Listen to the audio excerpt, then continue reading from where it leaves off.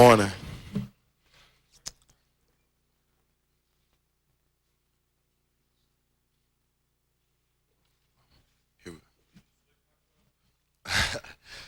Not much. I tried to sleep.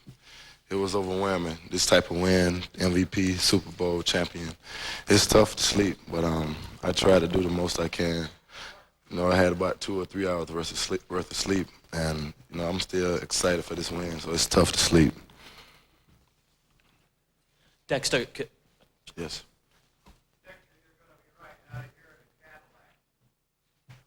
What was the first car you drove? What was the first kind of car you drove?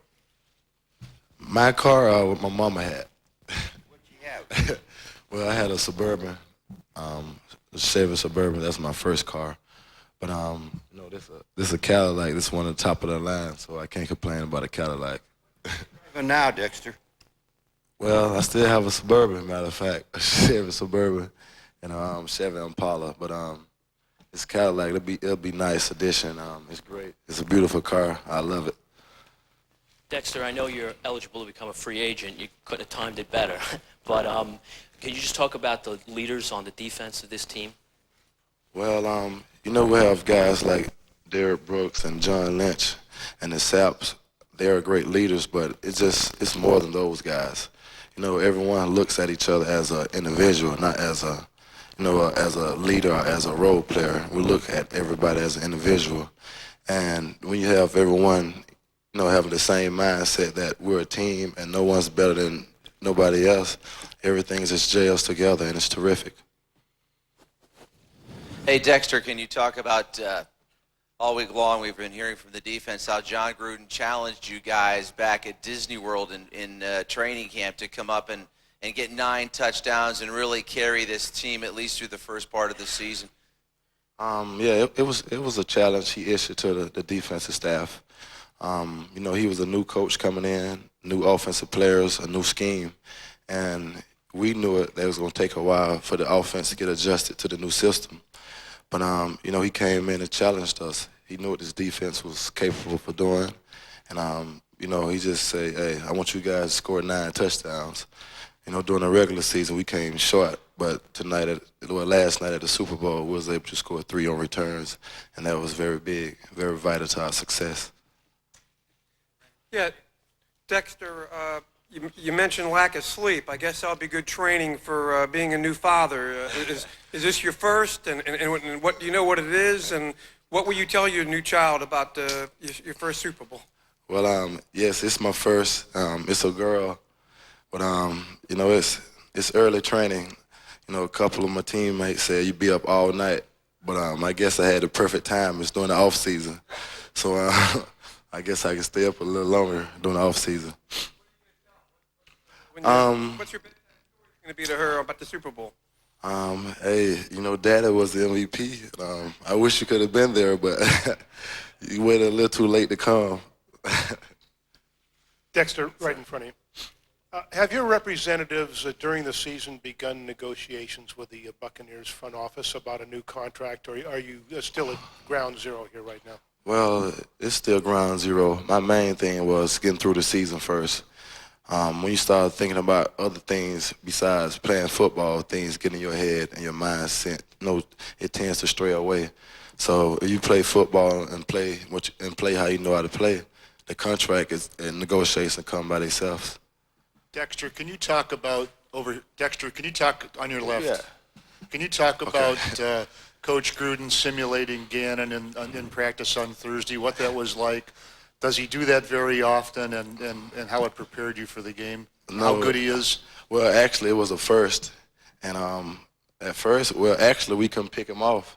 But I think most of that came because we couldn't hit the quarterback. But yeah, but he came out. He showed us some looks. He tried to show us how Gannon thinks.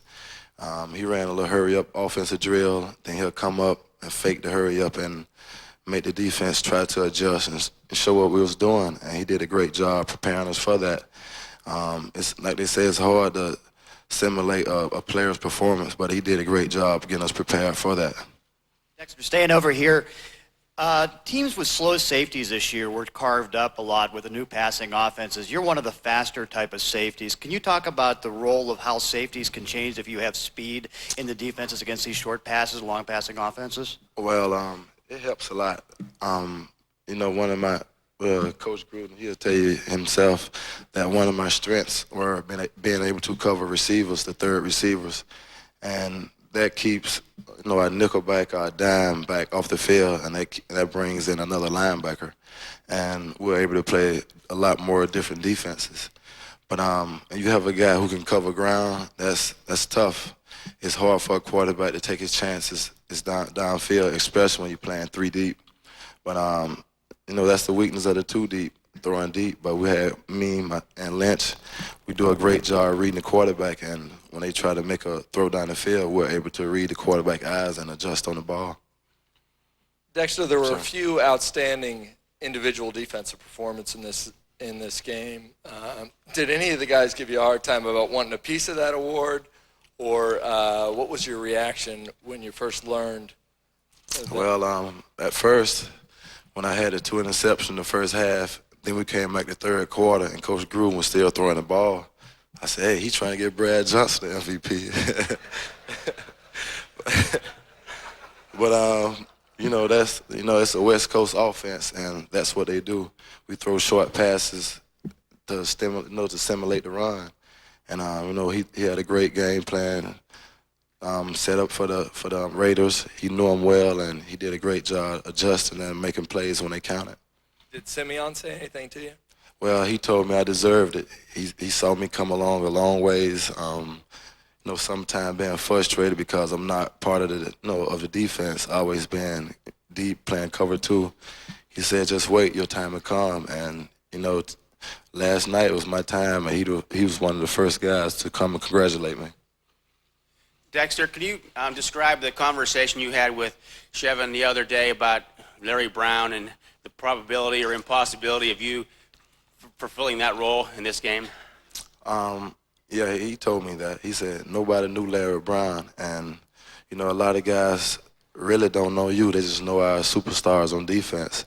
And he said this is a great way to build your name. And and then he made that statement, and me and a couple guys were watching the ESPN countdown to the Super Bowl.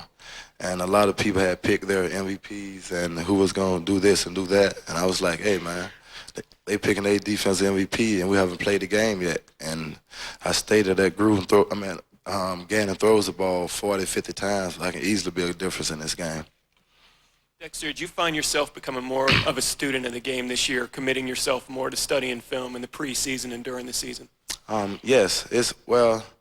That comes with experience. The more you be in the league and understand what teams are trying to do to you, how to, pick up tendencies, what people do on third and short, third and long, it helps you. And, with guys like Lynch, I talk to him a lot. He shows me how to study film and what to look for and what type of tendencies. And, he was a great part of me achieving this goal that I was able to achieve. Anyone else? Dexter, how long do you think John will enjoy this before he starts thinking about next season? Well, I guess when he goes to sleep, he told me he wasn't going to sleep tonight. So when he goes to sleep, I think he'll really have time to dream about this win. Dexter, last year's 2 Super Bowl participants, neither one even made the playoffs. With your defense, do you fully expect to be back here next year? Most definitely. It's not just our defense. Our offense is starting to gel, and it's coming along. And you have an offense who can move the ball and put up points with the type of defense we play. I think it's a great chance we can make it to this point again. Dexter, my understanding is you get a choice of Cadillacs. Have you decided which one you're going to take? No, I'm decided. I'm trying to decide right now. This convertible looks nice, but can I test drive it and see which one I can have? We'll test drive it. I decide. I'll let you know. Dexter, you had your interceptions in big games against big quarterbacks, St. Louis, Green Bay, Atlanta. Is there something about those types of games that raises your level of play? Well, it raises my level of play, but it also they're a great quarterback, and they're not afraid to take the chances down the field. And that's how great quarterbacks become great, being able to throw the ball down the field and take chances. You know, we play, young quarterbacks are guys who's not too familiar with our defense. Everyone loves to check down, love the dumps. And being a safety in this defense, you don't really get chances to get balls thrown deep. But, Kurt Warner, Brent Favre, and the other one was Michael Vick. They attempted to throw the ball down the field, and, they threw it my way. And I was reading the quarterback, and I was able to get to the ball. Dexter, prior to this, what was the biggest award you've ever won? The biggest award was going back to school after I got drafted, going to get my college degree. Land? Any disappointment you're not going to Disneyland? I'm a little disappointed. I always wanted to hang out with Mickey Mouse and the guys. But, I wasn't selected, but that's fine. I can ride by Disneyland in my new Cadillac. I blow my horn. So it'll be great. I just toot my horn when I ride by Disneyland. I go to Six Flags somewhere in Atlanta.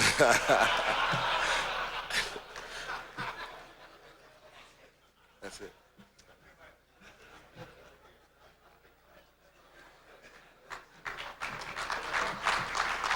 I'd like to introduce Jeff Coleman of Cadillac.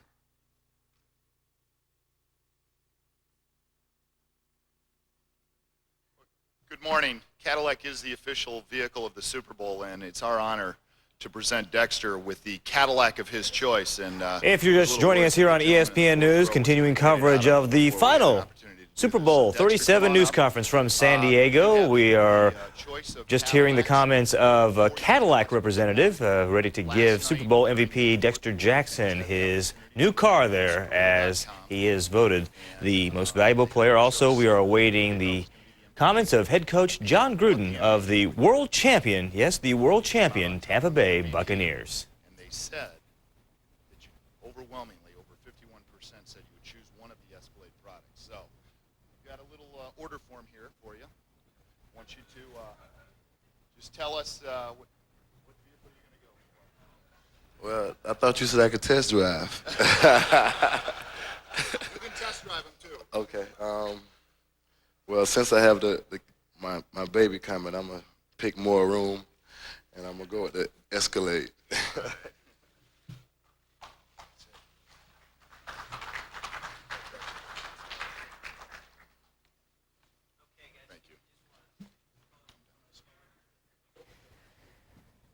So Escalade it is, and stay with us here. We're still going to wait for John Gruden, the head coach, to make his comments about yesterday's big win over the Oakland Raiders, and Dexter Jackson becoming just the 8th defensive player to win Super Bowl MVP honors. The last defensive player before Jackson was Ray Lewis of the Baltimore Ravens in Super Bowl XXXV. Jackson, by the way, the 3rd defensive back to win this award, joining Jake Scott for the Dolphins in Super Bowl VII and Larry Brown of the Cowboys in Super Bowl 30. We will have more from San Diego and more from head coach John Gruden right after this break. Please stay with us here on ESPN News.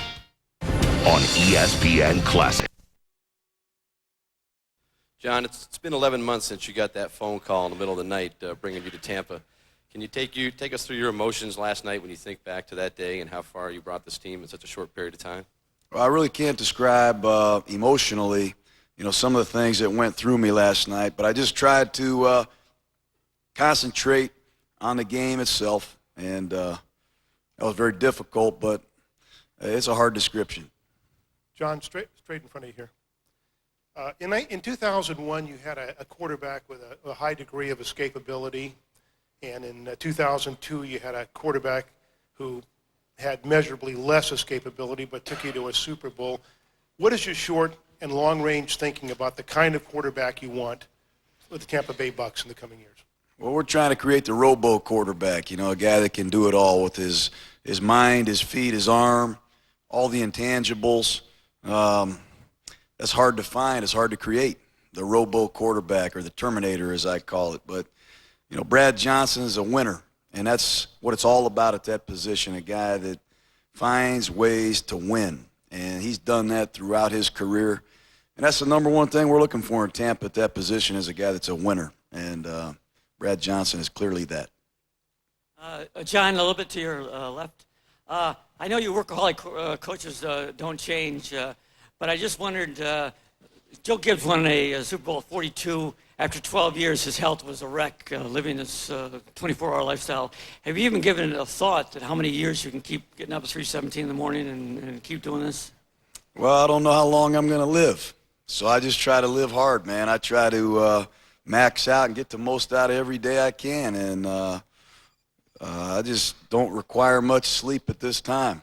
There's plenty of time for sleeping, as we all know. And right now, I just don't need much. John, down the middle here, a two-part question. Number one, you've been around this game through your dad or yourself for about 20 years. Wonder if you could assess where this defense fits in terms of the great defense you've seen. And two, the challenge of keeping this team together. You don't have that many free agents and you're pretty young. You're pretty confident this team's going to be around for a while? We're not going to make a lot of predictions about our future. We're going to let our pads and our execution speak for itself. But we're not going to do anything but try and keep this defense and this football team together. We've got a very good nucleus of players, and we plan on improving in all phases of our play. We realize the defense had a dominant season, and we expect that from them because of the type of people and the continuity that we have in that room. And at the same time, we've got some challenges. We've got some free agents that we need to sign. And I do believe there's a lot of eligible free agents that would like to be a part of the Tampa Bay Buccaneers. So if you're listening, we'll be talking to you. Well, I don't know. I'm not a historian that way. The Baltimore Ravens, a two-gap system that they ran a couple years ago, from a first-hand basis, I can tell you they were unbelievable. But from a one-gap football team that the Tampa Bay Buccaneers put on the field this year, when you see a team like the Raiders in a football game, they're very one-dimensional. Throwing the ball, we're very good at that. We're very good at playing the pass. And you see teams that want to try and run the ball against us during the season with big backs. We were able to defend that also. Now, this is a great defensive team that needs to be, I think, someplace in the history books. I think they need to get some respect for that. Coach, way back in the cheap seats, back here, two-part question. Can you talk about Michael Pittman's play in the first half, and then second of all, him saving his best game for last as a Buccaneer? Well, you know, Mike Pittman succeeded. He's a little bit like I am that way. He succeeded a guy that did a great job. You know, you succeed, Warwick, Dunn, Tony Dungy, those are hard guys to succeed. And although Mike Pittman didn't have a huge statistical season, he was still in the top 12 or top 15 in all-purpose yardage in the NFC. We're improving, and as we continue to improve, Mike Pittman's going to continue to get better and more productive. But he ran hard. He catches the ball well. He handles the blitz situations very well. And he's a young guy that's, I think, on the verge of becoming even a more of an impact player. Over here. The last three Super Bowl winners, the defense was pretty much the dominant unit. Do you attach any significance to that? Is that some sort of a trend that's developing in the NFL? Oh, I learned a long time ago that defense wins championships. And, you know, if you have a great defense, your offense is going to get numerous opportunities to score. And whether they get turnovers or not, you know, our defense clearly illustrated that last night. John, just one thing about you playing the quarterback on the scout team. Why did you do that, and did you practice for it at all? I don't know about Dirty Jack, what he said, but I was sharp. I was extremely sharp in that period. I just wanted the team to get a feel for what it was going to be like. And I don't know how clearly I illustrated it. It's hard to be Rich Gannon, obviously, but I did want them to feel a certain image that Rich Gannon was going to present. And Rich is very unique. He changes plays 2 or 3 times. He can change protections, the flow of the protection, the running game. And I wanted our players to feel like it was indeed going to be a bit of a mind game when they're in that no-huddle offense. And I enjoyed it. I was sore the next day, but I really did enjoy it. I'll keep that film forever. Hey, John, if the MVP gets a Cadillac, shouldn't the coach? Coaches don't drive Cadillacs. We drive, I don't know, we drive mopeds or bicycles, you know. Players got the nice cars. They deserve them. John, what tips did you give the defense on Gannon's pump fakes? Well, I don't want to get too tactical here this morning, but, you know, we realize that the big plays that Oakland made this season were through the pump faking, and we knew we could handle the slant and go. Let's leave our free safety in the middle of the field to jump any seam or vertical route on the other side. We weren't worried about the double moves. Our corners are very disciplined that way, and we just held our water, and we played a good, consistent football, and we had good distribution in our zones last night. John, you have one of the great expressive faces. Were you always that way? Were you that way as a kid in school? Talk about your face. Man, I have no idea. You should see me when I shank my 6-iron. It's just you know, some people I'm sure sitting here today have similar traits, but I don't know. I can't talk about my face. Other than I'm very happy today. John, two quick questions. Have you spoken at all to Bill Callahan since the final gun and since the handshake? And number two, if you were to lose your Pro Bowl center from your offense, what would that mean to your team? And that doesn't mean to denigrate what your accomplishment was. Well, I haven't talked to Bill, no, and you know, you lose a football player, whether he's the center or any position. You know, that's an impact, no question about it. That's something you have to overcome, and that's why you have paid professionals that are paid to do that job. But at the same time, it is a distraction, it's a concern, and you have to overcome that. But although Barrett Robbins missed the game, Anthony McFarland, our great nose tackle, did also. So I thought, you know, in some ways, both teams were missing two very great players. John, you've mentioned you think your offense is improving. Can you ever see it reaching the level of this defense right now? And if so, what would it be like? We're going to keep improving. We're going to keep working towards improving. And I think our 3 playoff games clearly show that we're on the right track. What kind of offense we're going to become, we're never going to be a team that throws it on every play. Our goal is not to lead the NFL in total yardages to win Super Bowls and win games. But we're trying to achieve a certain balance, a certain mixture. And I don't know what that level will be. But we're in a quest to find out. Back to your left. You didn't want to talk about it last night, but can you tell us now how you came up with this 9-touchdown goal for your defense? Well, it was a very interesting situation when I got to Tampa. Obviously, no coaches came with me. There weren't a lot of players. I didn't know anybody in the building. I didn't know any of the players. I didn't know any of the coaches. Nobody in the front office really other than Monty Kiffin. And I realized we had a challenge to succeed a great coach. At the same time, the strength of this football team clearly was on the defensive side of the ball. And offensively, we were going to construct something that hopefully would be an improvement. And the defense and the offense went after each other hard, starting in the April mini camps to training camp. And I challenged them to back up their excellence. And don't just be satisfied with turnovers, sacks. We want to score, and you better score 9 times. Why I came up with 9 is a long story I can't get into today. Well, wait a second. Why can't you come up with it today? Well, it's a hard description, and it's not worthy of your time. Trust me. John, you talked a little bit about Barrett, but is there any kind of underlying sadness about what he went through? I know you don't know the details yet, but, I mean, you did coach him, and he is a top player. You know, there is. And, you know, I was very emotional for him and his wife and his family. And I pray that everything works out okay for him. It's a tragedy, and that's all I can say at this time. John, back in the deep zone.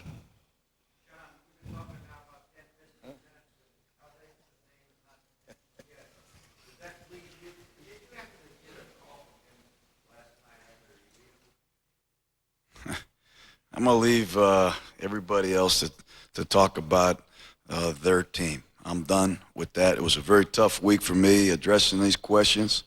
But no, I didn't get any calls. You know that. John, back in the deep zone here. Al Davis told me he thought both of his corners were hobbled in the Super Bowl. Did you specifically have in your game plan ways to attack Charles Woodson because of his health problem? Yes. Yes, we did. Expand on that. Well, we obviously have great respect for Charles Woodson as a former coach. And working with Charles over the years, I believe he's a great player, impact player. But we knew that he was injured. And they're going to play bump and run man-to-man every down, you know, so you got to challenge them. It wasn't like they were playing a two-deep zone. It was man-to-man coverage. And we knew that Woodson was hurting. And the only way we were going to win this game is if we made some plays. And some of that had to do with the double moves. John, to your left, do you envision anything that would keep Keyshawn Johnson from the team next year, and talk about his future? I don't understand the question. I mean, he's got a long-term contract. He's, you know, we got an argument in a Monday night game, and everybody thinks he's being traded. I fully expect him to be a Buccaneer throughout the rest of his career. All right? I'm not aware of that possibility, but when you have a great coach like Monty, you always run the risk of losing him. And I'll tell you this, we're going to go back to the hotel and recruit him hard to stay with us. He's a big reason that we won the championship. Thank you.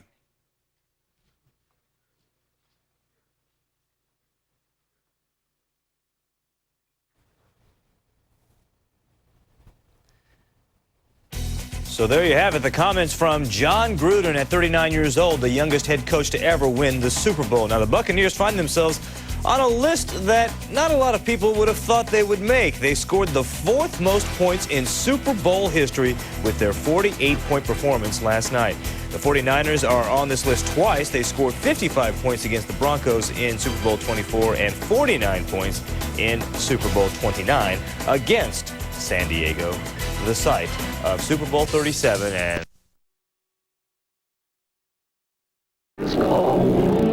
I will feel a glow just thinking of you. Control the foul.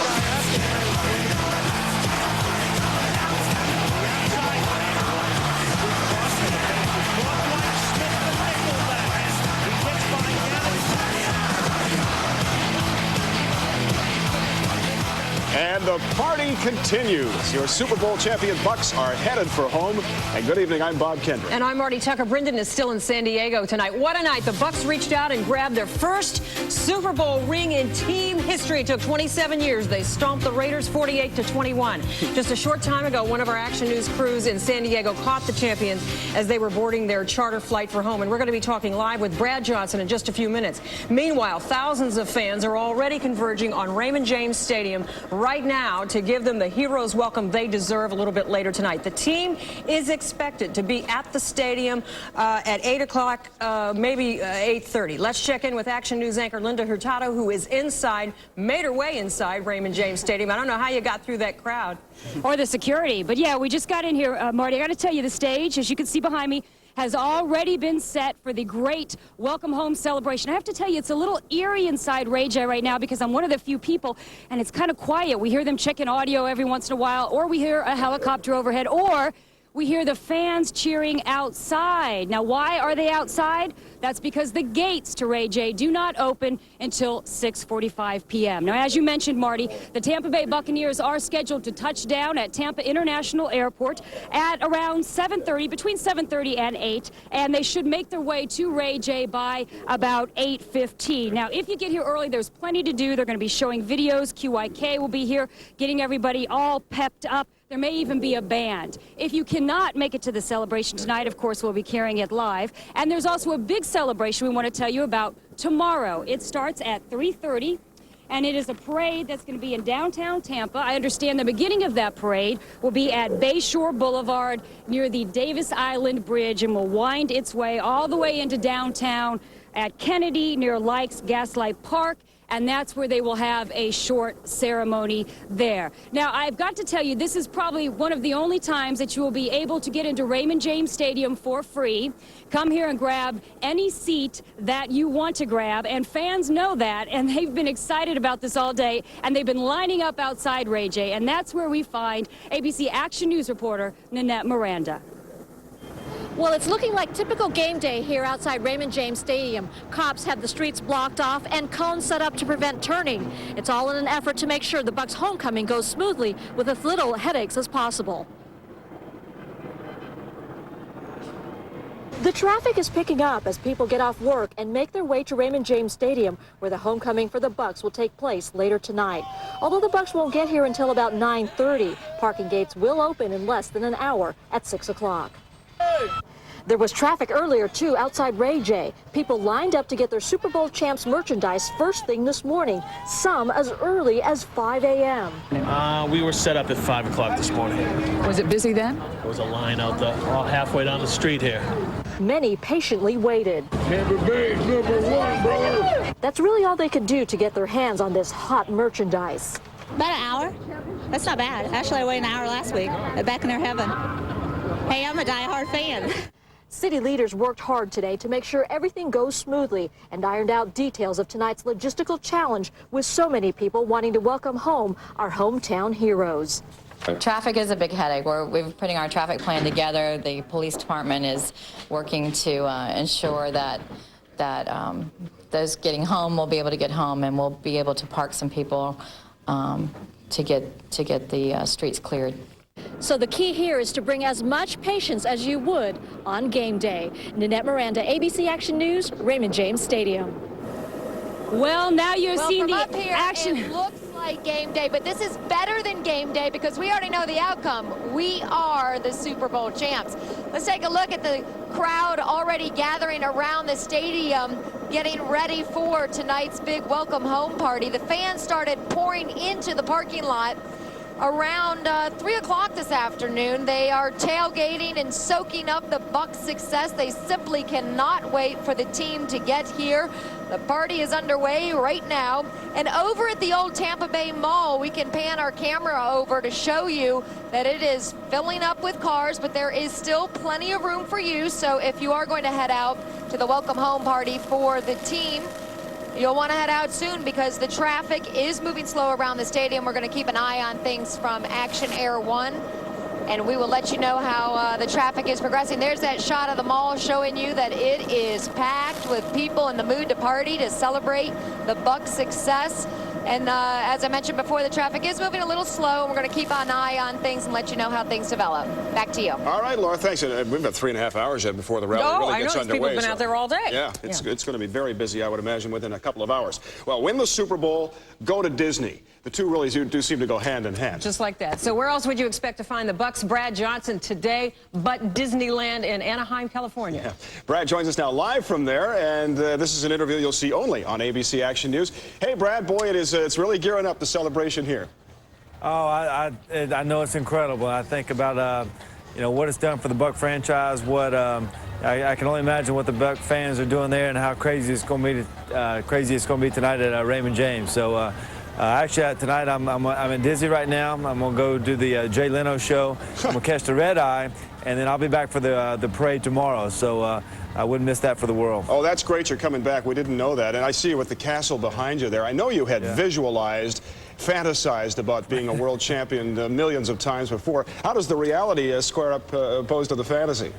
It's easy to say and it's hard to do, and I think it's different for all the players, different for everyone. But for me, I've been so caught up in just the season, so caught up in the process that I don't know if it's really sunk in that we've won the world title and be Super Bowl champs. But eventually, it's going to sink in. Right now, I haven't slept the last 48 hours, just kind of going from one thing to the next. My adrenaline's still going, and but it's something special to be a part of. And our team's gone through so much this year, especially with John Gruden coming in here. He did a great, unbelievable job this year, keeping the defense intact with the staff and the defensive players.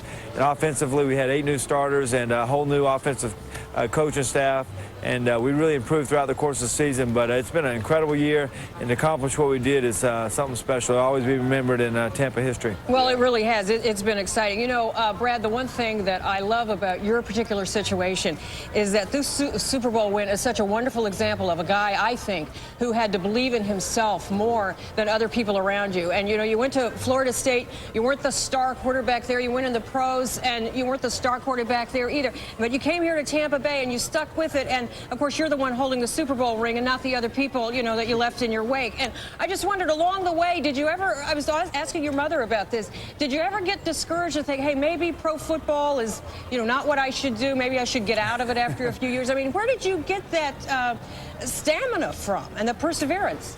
Well, you know, I think you look at any quarterback, you look at any player, we're all going to have our struggles, whether it's playing, whether it's injury, whatever it may be. We've all had to go through something, but I think the people that work the hardest, that work the smartest, that love the game and have passion about it are going to be the ones that stand out. And you have to have a break along the way. But for me, I've been very consistent in my play. I had winning seasons everywhere I've been. Throughout my career, I had the second highest percentage as far as winning games.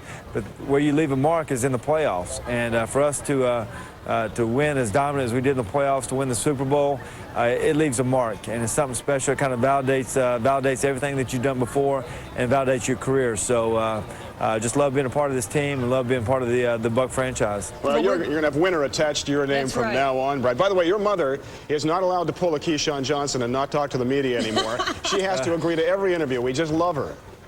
Oh, did you take her out there with you? I asked her if you won the Super Bowl. I meant to pull the reins back at some point, but she gets excited. You know, they've watched me as a little kid, and just to see everything that I've had to go through my whole career, and to be a part of this, it's. I had my parents out here, all my high school coaches, my best friends. It was a special moment for a lot of people. Yeah, I guess you know she's your biggest fan. Yeah. Yes, she is. All right, Brad Johnson, we're very proud to have you be a member of the Tampa Bay Buccaneers. We're so glad to have you here.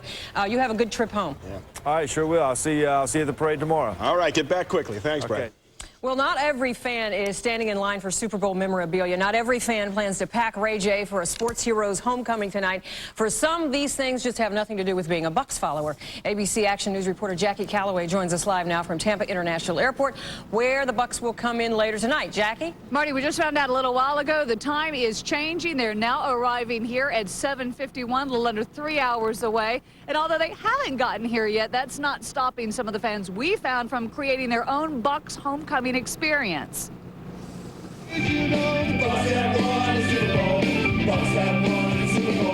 Every member of the hometown band Blue Jewels loves the Bucs. Their fan mentality and musical ability sent the group into the studio to write a victory song the day before the Super Bowl.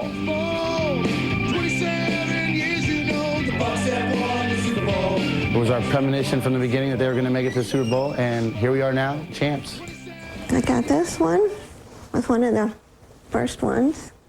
June Cedillo's son had a similar Buccaneer Super Bowl premonition. And he said, I know that's going to happen. I know Tampa Bay's going to be in the Super Bowl because I'm not going to be there. I'm going to be on the ship.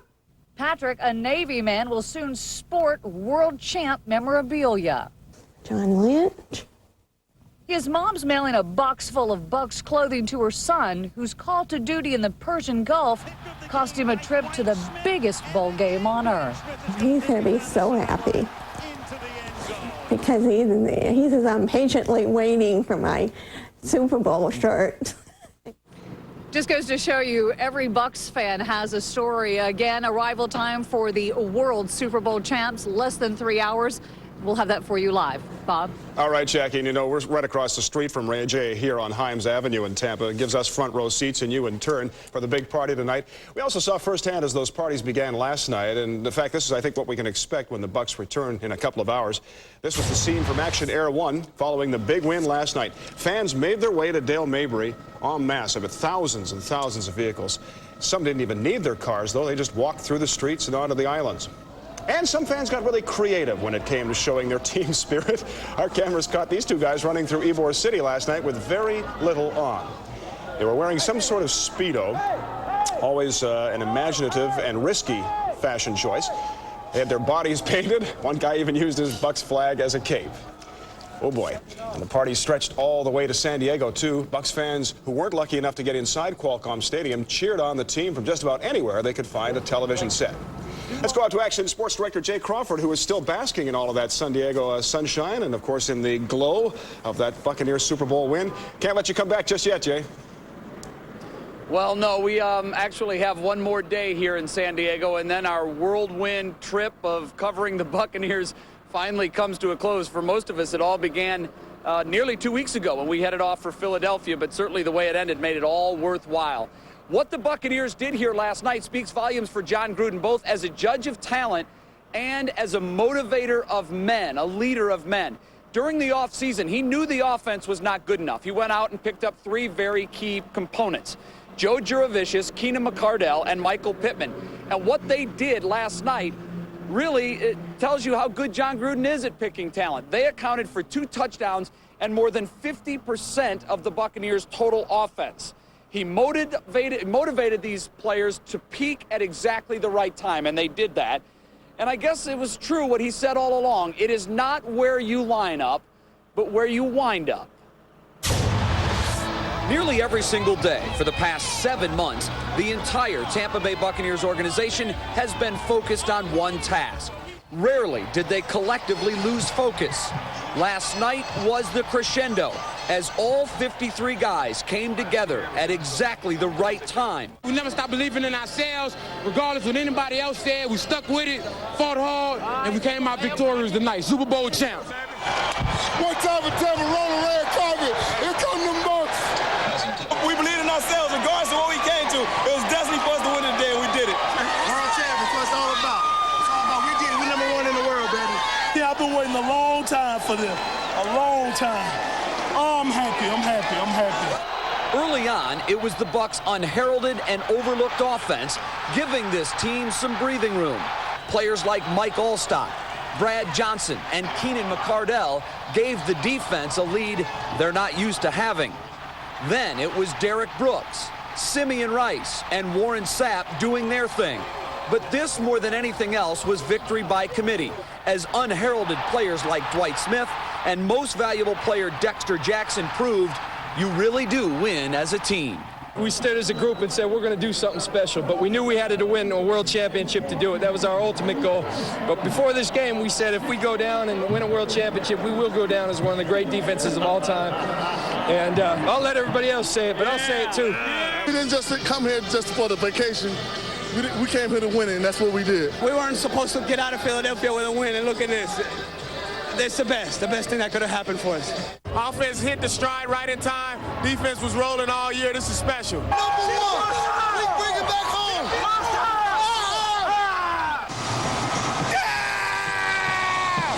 I imagine a world championship feels great however you do it, but to have gone from the complete opposite of being a laughingstock of the league and to where we're at now, it's just so special. Yeah, so special indeed, Bob and Marty.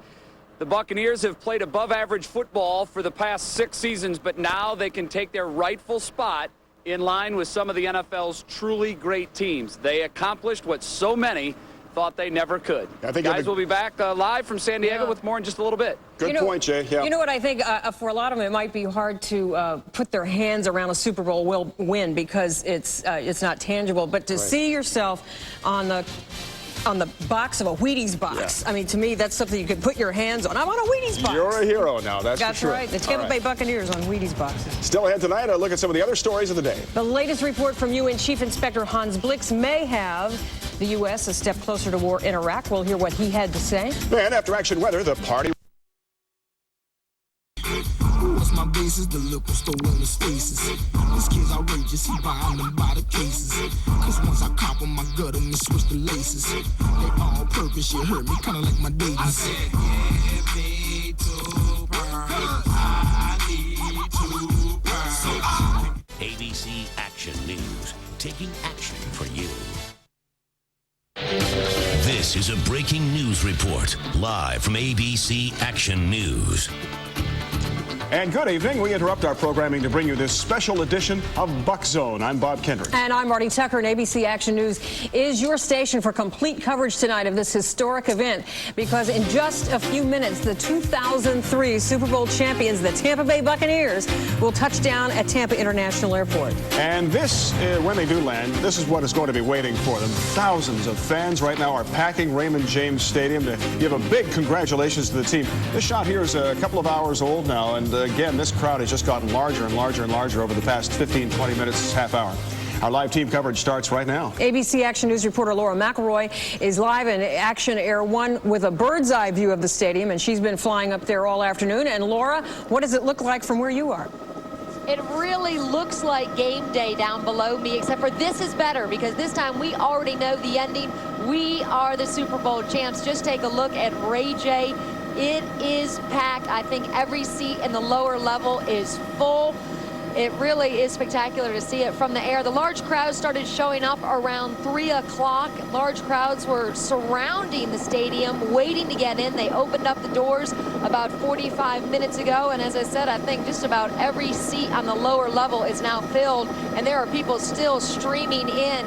The team's plane is expected to fly over around 7:51. And you can just imagine that will set this crowd on fire. There's going to be one heck of a party down at Ray J starting sometime after 8 o'clock. And, of course, we will be watching it from Action Air 1 and be bringing it all to you live. Back to you guys. All right, Laura. That is quite a crowd. I don't know how many people the lower decks hold, but I think the entire stadium holds about 65,000 It's got to be about 30,000. So at least about 30,000. Well, we've had a lot of great flyovers over the years, spectacular ones, but just a jetliner, I think, is going to be the best one we ever had here soon. Gates have been open for a little less than an hour now. And ABC Action News anchor Linda Hurtado is live now inside RJS. And the last time we talked to you, Linda, it was empty. Now, obviously, it's filling up, but they're not going to allow people on the field. They will all remain in the stands, right? That is correct, Marty. All the fans will have to stay in the stands. The media are the only ones that are allowed on the field. And, of course, if you could take a look over here at the stage, all of the players, when they arrive, that is where they will be talking. When I talked to you before, I was alone on the 50-yard line. About 30,000 of my favorite friends have joined us, and you can see that a lot of them are in all their Bucs gear, characters, having a good time. Tell us about enjoying the Super Bowl. What has it meant to you? Everything. We've been fans since it wasn't cool to be fans, and this year it pays off. We've been looking forward to this. I've had season tickets for 8 years now, so I had tickets when it wasn't cool to have tickets. When you go to a game, everybody says, what are you going to the game for? Now everybody knows why we're going to the game. We're going to the game for this, Super Bowl championship. Did you go to San Diego? No, I didn't make it to San Diego. We made it to a couple of them.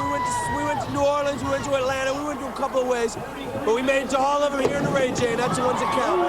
So is this your way of actually celebrating the win, coming out here tonight since you couldn't be at the Super Bowl? We always celebrate. We always celebrate. Whether win or lose, we celebrate. This is the Bucs. This is our way of life. This is the Bucs. Hey, where'd you get this colorful group of friends? Oh, these are my boys. Big Bob, and we're part of the Ship Dog. We all party our camp small bus. Who do you want to hear speak tonight? Everybody. Thank you very much. The fans are entertaining themselves here while we wait for the team. They're set to arrive about 7:30, and they may make it here at 8 o'clock, 8:15. The fans are ready. Back to you. Yeah, they're wearing more makeup than you and I put together, Linda. Yeah, we were out in San Diego. You saw our fans at the start of the Super Bowl coverage mirrored against the Raiders fans, who really just had to drive their uniforms and their costumes down from Oakland, whereas our people just really had T-shirts on. But now you see the true Buccaneers fans out there today. Much bigger ordeal for our guys to put on all their gear. The team is about 20 minutes away from landing. We are expecting a flyover Raymond James about 7:50 that we're told. And Dennis tells us that the jet stream is just pulling that jet across the Gulf right now, some 650 miles an hour. So they're getting there as quickly as they can and as quickly as Mother Nature will allow. ABC Action News reporter Jackie Calloway is on the ground at TIA right now. Any folks decide to forget the stadium? We're going to meet them at the airport there, Jackie?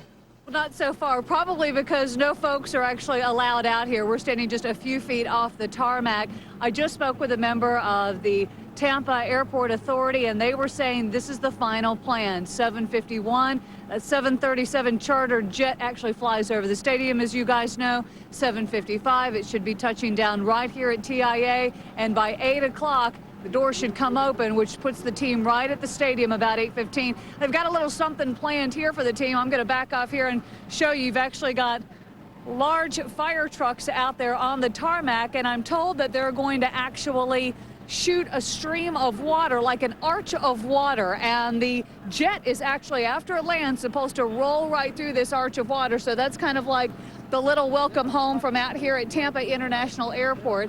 Again, I'm told all is on schedule by the authorities out here at the airport, and the small crowd out here waiting is mainly media. We should be giving you some live shots once they come in, and obviously letting you see the players get off the plane and as they're walking onto their buses. So as soon as we hear word that that jet is headed our way, we'll let you know. Yeah, they've never been through anything like this before, so they are going to be so excited, I think, to see the kind of welcome that they get. They're used to nobody being out there, right. A lot of them. This is just great. Local Action Doppler and our chief meteorologist, Dennis Phillips, have been tracking the Bucs chartered jet all afternoon. I'll check in with you right now. Dennis, was I correct in my speed estimate there a moment ago? They're even faster than that, Bob. They're up to about 680 miles an hour, and they've begun their descent right now. They were at about 35,000. They are now at 32,000, heading just south of due east, and you see right there, there's the plane approaching about 20 minutes away, and they're literally picked up their speed from 450 at 5 o'clock to close to 700 miles an hour. As you mentioned, it's the jet stream that's helping things out, but I've got to tell you, folks, they're arriving to a rather chilly Florida. So if you're not making it to the pep rally tonight and you have a chance to make it to the parade tomorrow, here's your forecast. 65 degrees, lots of sunshine. A chilly start, a beautiful afternoon for a parade, for that matter, a beautiful night for a pep rally as temperatures dip into the low to mid 40s. We'll keep an eye on that tracker and let you know when the plane arrives over just a couple of miles down the road at Tampa Airport, guys. Yeah, again, just Dennis, a few minutes away. As you alluded, if you don't get enough tonight, you have another chance to congratulate the Bucs in a big way tomorrow. The city of Tampa is planning a big homecoming parade to honor these Super Bowl champs, and that kicks off at 3:30 tomorrow afternoon. It's in downtown Tampa, and of course we'll bring it to you live beginning at 3 o'clock. If you can't go, the parade route will begin on Bayshore at the Davis Island Bridge and then end at Likes Gaslight Park at Florida and Kennedy. Bad news, schools in the Bay Area will be open tomorrow. So again, we're about 15 minutes away from the jet touching down at TIA. A little before that, they fly over to Raymond James Stadium across the street from us here on Himes Avenue. And here's a programming note as well. Any network programming that we preempt tonight because of our special edition of Bucs Zone will be broadcast later tonight, and we will air those network programs after Jimmy Kimmel Live, which follows Nightline, which follows our late news tonight at 11. It'll be on, though. Our live team coverage continues. So don't go anywhere because we're going to be right back. Hey, Tampa Bay, the Bucs are hot and ready to play. Got a job to do, gotta win today. Hey, Tampa. I've got the future of television. It's this great new thing from Time Warner. I choose the movie I want, or a favorite show like The Sopranos. Push a button, and there it is. Boom. I can pause to answer the phone. Hey, I even get HD TV on local stations. No satellite dish can do that. Now everything looks good. Order Time Warner Digital Multimedia and get digital service for only $3.95 per month through the end of March. Plus, get free installation. Call today. Come on. Can your TV do all this?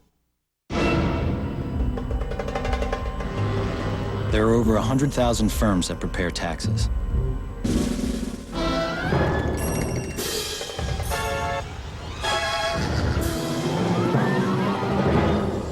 How do you choose the right one? Look for a guarantee. With H&R Block's Satisfaction Guarantee, you don't pay until you're completely satisfied. It's one tax advantage we should all enjoy. You've been waiting to get the best deals in Tampa Bay. Well, your wait is almost over. Bay Area Values is coming to your home, packed with special offers, exclusive coupons, and one-of-a-kind deals. Your Bay Area Values magazine will save you money each time you use it. Plus, you could win a brand new Daewoo from your friendly dealerships. Keep watching your mailbox for Bay Area Values, only from your ABC Action News station.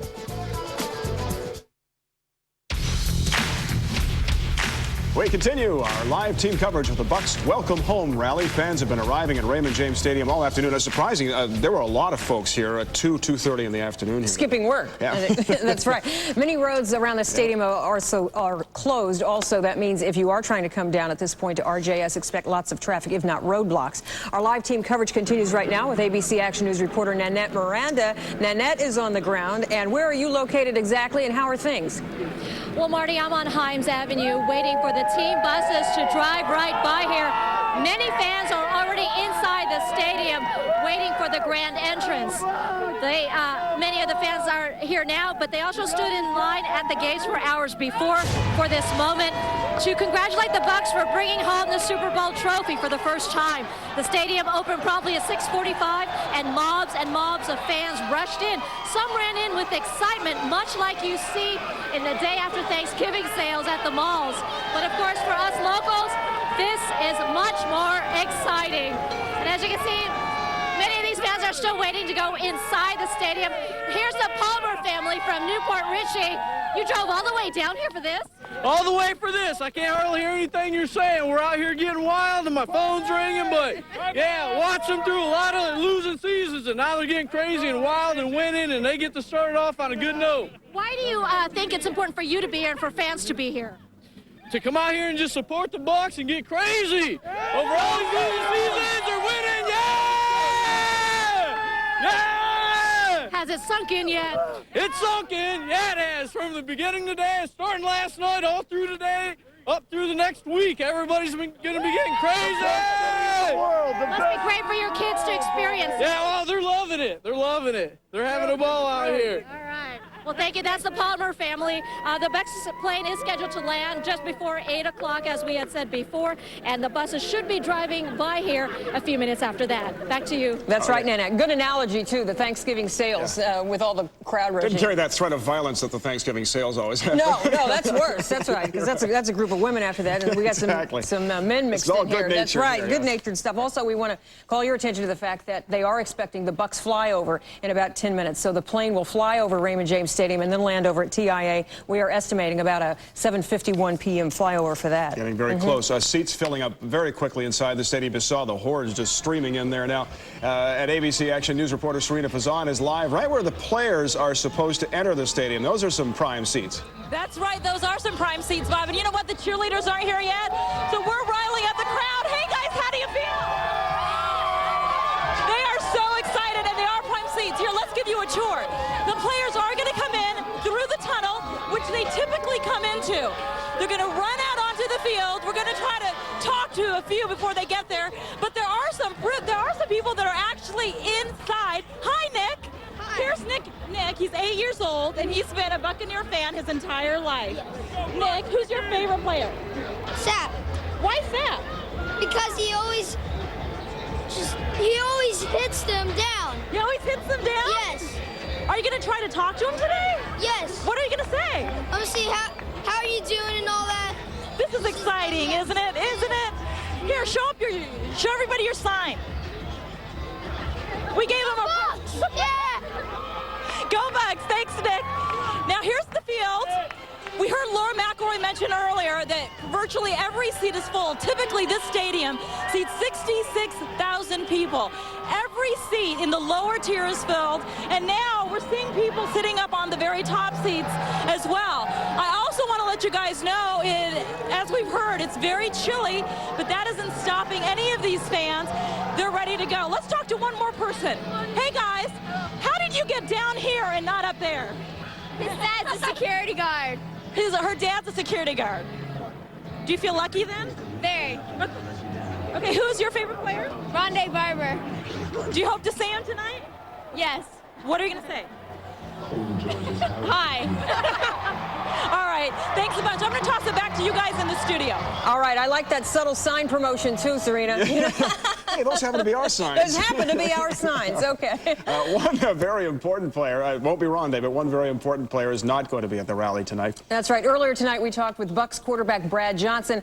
He is in Disneyland in California, and we talked with him live. I know it's incredible. I think about, what it's done for the Buck franchise, what I can only imagine what the Buck fans are doing there and how crazy it's going to be tonight at Raymond James. So actually tonight I'm in Disney right now. I'm going to go do the Jay Leno show. I'm going to catch the red eye, and then I'll be back for the parade tomorrow. So I wouldn't miss that for the world. Yeah, he says he hasn't had sleep in about 2 days. I bet it's longer than that because they have been on a whirlwind about the last 3 weeks. Riding way up here for more than the next couple of days. That's right. And he will be back in town for tomorrow's parade, which is at 3:30 tomorrow afternoon. And look at actually what his day looked like today at Disney during that parade. Here's our very own Brad Johnson on the float down Main Street, USA. Defied his critics in doing this, and I love stories like this. People who doubted him, they criticized this and that about Brad, and it all came together, and he just persevered. And as we talked about earlier tonight, he really had to have more confidence in himself than some other people were giving him. But and that goes for that goes for Bucs fans too. It really was only until sort of the latter part of the season after the Carolina game, when he got hurt, we realized how much we needed him, and then the offense started to click. That Bucs fans eventually came around and really embraced Brad, and boy, did he ever put on a show in the playoffs. We really got the offense going at a terrific time, and they peaked, whereas the defense had been there pretty much all year. The offense came alive, and there was no stopping us. That's his little boy, not that, but the little boy you just saw Brad holding is his toddler, Max. He has another baby. He and his wife, Nikki, have another baby due in April, so just around the corner. Great success story. Buccaneer spirit even reached Florida's capital today. St. Petersburg Mayor Rick Baker picked up a Super Bowl victory T-shirt this morning before heading to Tallahassee. He was able to present it to a very proud governor today. It broke a string that I was getting a little tired of, and I was about ready to stop betting governors on football games. I anxiously await my Mexican meal from San Diego, provided by the governor of California. And so proud of the great team effort in Tampa Bay, and the community support for the team was remarkable. This is a very big victory for the governor. You may remember that 3 of Florida's college football teams lost their bowl games this season. That's what he was talking about. There's been a tough year for him in the betting pool. Senators Bob Graham and Bill Nelson also bet California Senator Barbara Boxer that the Bucs would beat the Raiders. And so they are getting 25 pounds of California almonds for their trouble on that. Big garbage can on the coffee table in the living room there. I think they could come up with something better than that. Come on. 25 pounds of almonds. That's right, 25 pounds of almonds. Schools and businesses, by the way, were open today. But a lot of people just decided to go ahead and call in sick, and ABC Action News reporter Don Gourmet's caught up with a few of them.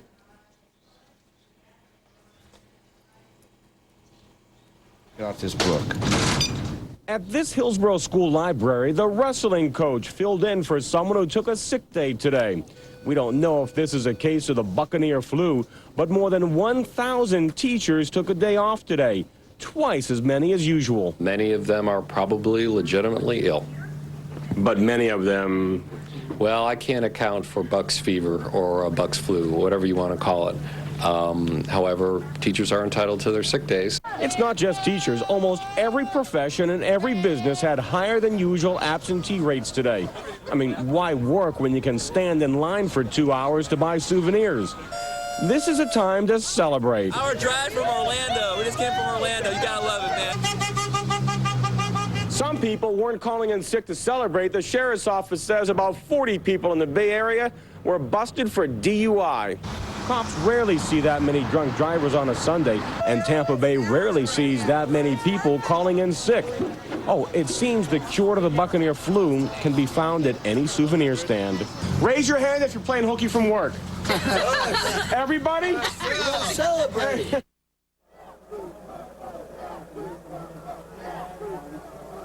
Hi, this is Linda Hurtado back live in Ray J again with Chief Pete Bodo. It's so loud in here, I couldn't hear you all for a moment. Let's talk about the logistics of putting together a party like this one in the time that you had.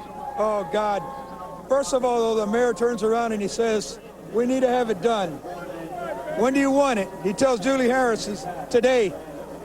That's the kind of notice you get. So all of a sudden, the next thing you know, within a half hour, you had 12 different city departments all piled in the mayor's conference room saying, tonight we will have it done. And the one thing they wanted to make sure more than anything else was that this is not Oakland, this is not San Diego, Tampa Bay will be safe. The Glazers wanted to have a place and the mayor wanted to have a place where everybody could have a party like this and leave with a smile. And that's what this is all about, to be able to come one local place. Let me interrupt you, Chief. I believe we're going to take a picture right now of the plane with the Tampa Bay Buccaneers in it flying over. Do we have that? You're looking at live pictures of the plane flying over as it's descending. Isn't that exciting? To TIA, where the Tampa Bay Buccaneers will be getting off in just moments. We didn't handle the plane part of it. The plane is flying over South Tampa, I'm told, and it's heading north towards TIA. Touchdown should be momentarily. How long, Chief, do you think it'll take them to disembark and get over here? I would bet about 20 minutes to 9 they should be here. Well, we know how excited the fans are. How excited do you think those football players are to get over here? Oh, God, this has got to be a dream. I can't even start to imagine. If we're all this pumped up to have their lifetime dream realized, they've got to be on cloud nine. They could fly out here without the plane. Well, I hear that the plane is flying up Dale Mabry now, so for all you folks who live around there, step away from your TV for just a second, step outside, because the plane is flying up Dale Mabry towards Tampa International right now. Chief, how important was it to have a safe place for the fans to party and be able to talk to all their Buccaneer fans? How important was it? I know. How important was it to have a safe place for the fans to party and talk to the Buccaneer football players? That became the #1 priority for the mayor and the Glazers. The Glazers wanted them here. The mayor wanted the safe place, and it all worked out great. That was the #1 goal. Let them have all the fun that they wanted to have. Let them leave safely. We're still waiting for the plane to touch down. Let's talk a little bit about what happened in Oakland as compared to what happened here in Tampa. What does that tell you about your community? Oh, God love them. I know that Oakland turned around, burning everything down. Tampa Bay builds everything up. I couldn't be any prouder of our city, of our people than at this moment. Were you guys worried anything might happen on standby? Yeah, because you never know for sure until it does. And we had everybody standing by and ready. GPD did as well. Very pleasant surprise. Hey, if you're hearing the noise, it's because the Tampa Bay Buccaneer cheerleaders have arrived. And they're coming out, taking the field, of course, to the joy of the crowd. Again, we're still waiting for the team to touch down. The Tampa Bay cheerleaders actually touched down, well, I'd say about 4:30, 5:30 earlier today. Hey, Chris, can we get a shot of the cheerleaders? I don't know. They're kind of behind the stage now. We've got Jolly Roger out there. I don't know. Can you see them? Okay, they're taking the stage now by the podium. And they're going to be leading this pep rally as we wait for the team to land and come on over here and join them. Hey, what's it sound like, Marty and Bob? Can you hear the crowd? Yes, we can. I thought it was for the plane, and then you said the cheerleaders were running out. So, oh, Marty, you know everybody cheers for the cheerleaders. I know that. That's right. Did the plane actually fly over the stadium? We have not seen it. No. You know, I hear that it was flying up Dale Mabry, but we're waiting for it. Oh, we understand it's coming right over you We are right told now. it's flying over you right now. There you can see it. We're looking up. We don't see it yet. There it is. Look up, Chris. We see it.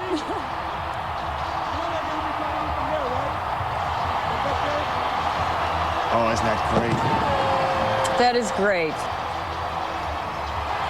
The players can't hear the applause right now, but they will in a few minutes when they arrive. It'll be even louder than what that is Could there. you imagine looking down out of that plane and seeing that stadium lit up like this at night and full the way it is? So, yes, did you notice people have started filling up the upper decks as well? I mean, as little as 30 minutes ago. You're right, you're right. As little as 30 minutes ago when we started this program, we went on at 7:30, so that's about 25 minutes ago. It was just the lower decks. You couldn't find anybody in the upper decks, and now they're filling that up there. The stadium holds about 65,000 people, I think. So now the plane is headed over to Tampa International, obviously, and big buses are waiting to escort the Bucs over directly to Raymond James Stadium. They don't have to go through baggage or anything. They got it right there. Yep. A little different for the pro players getting back on a charter flight. Right. When you're Super Bowl champions, you don't have to wait for baggage anymore. You know, you just get in your car and go. And hopefully they traveled lightly as well and get them over to the stadium quickly. It may render seeing this number of people at Raymond James Stadium, it may render tomorrow's parade moot.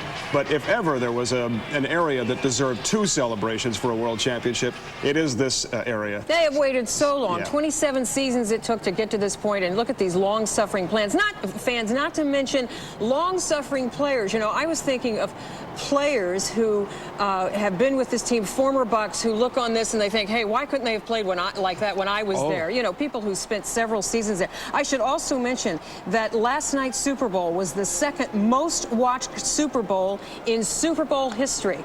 And when you think about it, for many people in the country, this was their first real exposure to the Tampa Bay Buccaneers. And our numbers locally appear to be somewhere in the region of 800,000 viewers, although those are preliminary. Let's go back out to Linda at the stadium. Linda?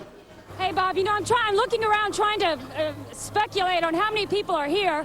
I'd say at least 30 or 40,000. They're actually, if you take a shot, Chris, if you can see across here, the fans in the stands. It goes all the way up into the third deck. We didn't even know if that many people would show up, but they are all the way up into the third deck. Things quieted down here for just a moment because, as you know, you heard, the plane flew over and the cheerleaders took the stage and they were cheering, and now everybody's just waiting for the team to get here. WQIK, Skip Mahaffey, if you can see him, he's up on the stage. He's been kind of wandering around talking to fans. They show up on the big screen, and that's been kind of entertaining. They also have been showing replays of the great plays of the game, which of course everybody loves to see over and over again. Okay, now you're looking at live pictures of the plane with the Tampa Bay Buccaneers getting ready to touch down at Tampa International Airport. Boy, I'd love to be a fly on the wall of that plane and just see how excited those Tampa Bay Buccaneers are to land. You got to know they are waiting to see all their fans here at Raymond James. A lot of them, when you heard the interviews in San Diego, they said that was what they wanted to do. Come home and party. And Skip Mahaffey is saying the plane is touched down, and the crowd... Okay, maybe he's a little bit If it's touchdown, we're watching the wrong plane. Okay, no, I think that's what he said, and that's what everybody was cheering for, but perhaps they can't see as well as you guys have. Hey, let's take a look at the cheerleaders, Chris. They're rocking and rolling a little bit here. Now, you know, this was free admission to anybody who wanted to come down, and there were no tickets, so no seat assignments, so people started lining up very early. The only rules, really, were the same rules that if you came to a football game. You couldn't bring big purses or coolers. The concession stands are open, so I don't see a lot of people going up to the concession stands, though, to be quite frank. But they aren't selling alcohol here tonight, which I think is all part of wanting to have a safe homecoming for the Tampa Bay Buccaneers. Right, and so many people have brought their kids to this event, and who will bring them to the parade tomorrow. Jerry Johnson joins us here now for a moment. And, you know, Jerry, one thing that people have been talking about today, you know, we won with this team, but what happens next year? Who do we stand to lose next year? You know, really, there are not very many free agents on this football team that the Buccaneers are prepared to lose. Shelton Quarles is a guy that they'll probably be able to keep. Keyshawn Johnson may be the biggest question mark, and the Bucs don't want to lose him for financial reasons, because if they were to lose him, the way the salary cap is structured, that would be a $5 million hit against the Buccaneers. And there's been some talk in the media that Keyshawn actually might want to go to Dallas and play for Bill Parcells down there. That was his old buddy. But pretty much all the free agents are intact with this football team, and that is probably the best like really the big case variable scenario. there. What about Dexter Jackson? I mean, what a great negotiating position he's in. And Dexter Jackson is a free agent, so to become the most valuable player of the Super Bowl, new Cadillac and everything. Yeah, and by the way, he picked the big Cadillac. You know, well, why wouldn't you? Why would you pick the dinky one? Well, last night we saw him sitting in one of the in the little convertible Cadillac. Well, today they had some video of him out there, and they had about 6 different Cadillacs that he could choose from, and he went and marked a big X by the Escalade. Yeah, so that's the one that Dexter SUV. Jackson's going to be picking. And they'll have a fleet of them here within about 6 months. That's right. His salary. I'll bet you half the Buccaneers probably drive those cars right now. They're courtesy of Cadillac. That's right. By the way, we're going to take a moment away, just so you know that we have our eyes there on the Buccaneers plane, which is set to land at Tampa International Airport, and it should be touching down. That's right. Should be touching down in just a few moments. Jackie Callaway's on the tarmac out at TIA. Jackie, what are you seeing? You know, we've been watching for a couple of minutes, and it seemed like after this thing flew over the stadium, it literally took its time getting into the airport. We watched a couple of other planes come down. Obviously, for safety reasons, they're taking their turn in line, but you see it just turned its headlight this way just about 90 seconds ago. We're going to stay on the plane right now. Just so you know, a crowd has gathered out here, and I'm thinking that it's the airport employees. Most of these guys are over by the terminal, and they appear to have badges on. So what What a night to be an airline or airport employee. I mean, this is certainly a fringe benefit of their job. They're out here on the tarmac, and other than the media and the security, that's really about it. So you're getting a bird's eye view of this plane coming in to Tampa International Airport. That's great. They left San Diego, I guess, a little over 4 hours ago, and Dennis was tracking the plane all afternoon with his special national security equipment over there in the weather office. The same technology we use to track Santa at Christmas time. That's exactly. Only this was real. That's right. This was real. But he said there was a tailwind following them, and they couldn't get here, I guess, fast enough. And even as they approached Tampa Bay, I guess the pilot ported on and even increased the speed a bit. But we're just a few minutes away from them touching down. It shouldn't be that long between the time they touch down and the time they actually arrive at the stadium, because those large coach buses are standing by right at the tarmac waiting for them to unload from the plane, disembark from the plane, get on those buses, and head right on over to the stadium. And I can tell you that when this plane flew over Tampa Stadium, you know, we said the players probably can't hear those guys. Right. Let me tell you, they could hear them, because the sound of the crowd rings in a player's ears forever after he is on the football field. I've traveled with the Buccaneers many times, and I guarantee you Mike Allstott is one of the most excited kids on that plane. Oh, right yeah. now. You really got that sense of him, and watching him and listening to him after the game as well, too. And even over the last, this morning, when he was still obviously very tired, he was just, like you say, Jerry, a little kid. Now, are the Glazers flying on this plane as well, I guess? I don't believe so. I believe the Glazers came back on a private plane. The family and the cheerleaders arrived on a plane earlier this afternoon. They flew out separately from the team anyway. So on the team plane, is it really just the team? Is that who flies on? It really is. You know, very seldom is there anyone else. Occasionally you'll find a sponsor or someone like that who may be privileged to fly with them, but it's pretty much just the team, the coaching staff, the players, and the trainers. What about you, the media, when you travel with the team? Did you actually travel on the plane? For many years we did. It wasn't until Tony Dungy actually arrived in Tampa that, and his coaching staff increased by so many people that there simply wasn't enough room on the plane anymore for media. But for many years, yes, every TV station in town took a reporter and a photographer, and we had our own section of the plane. Rules changed a little bit.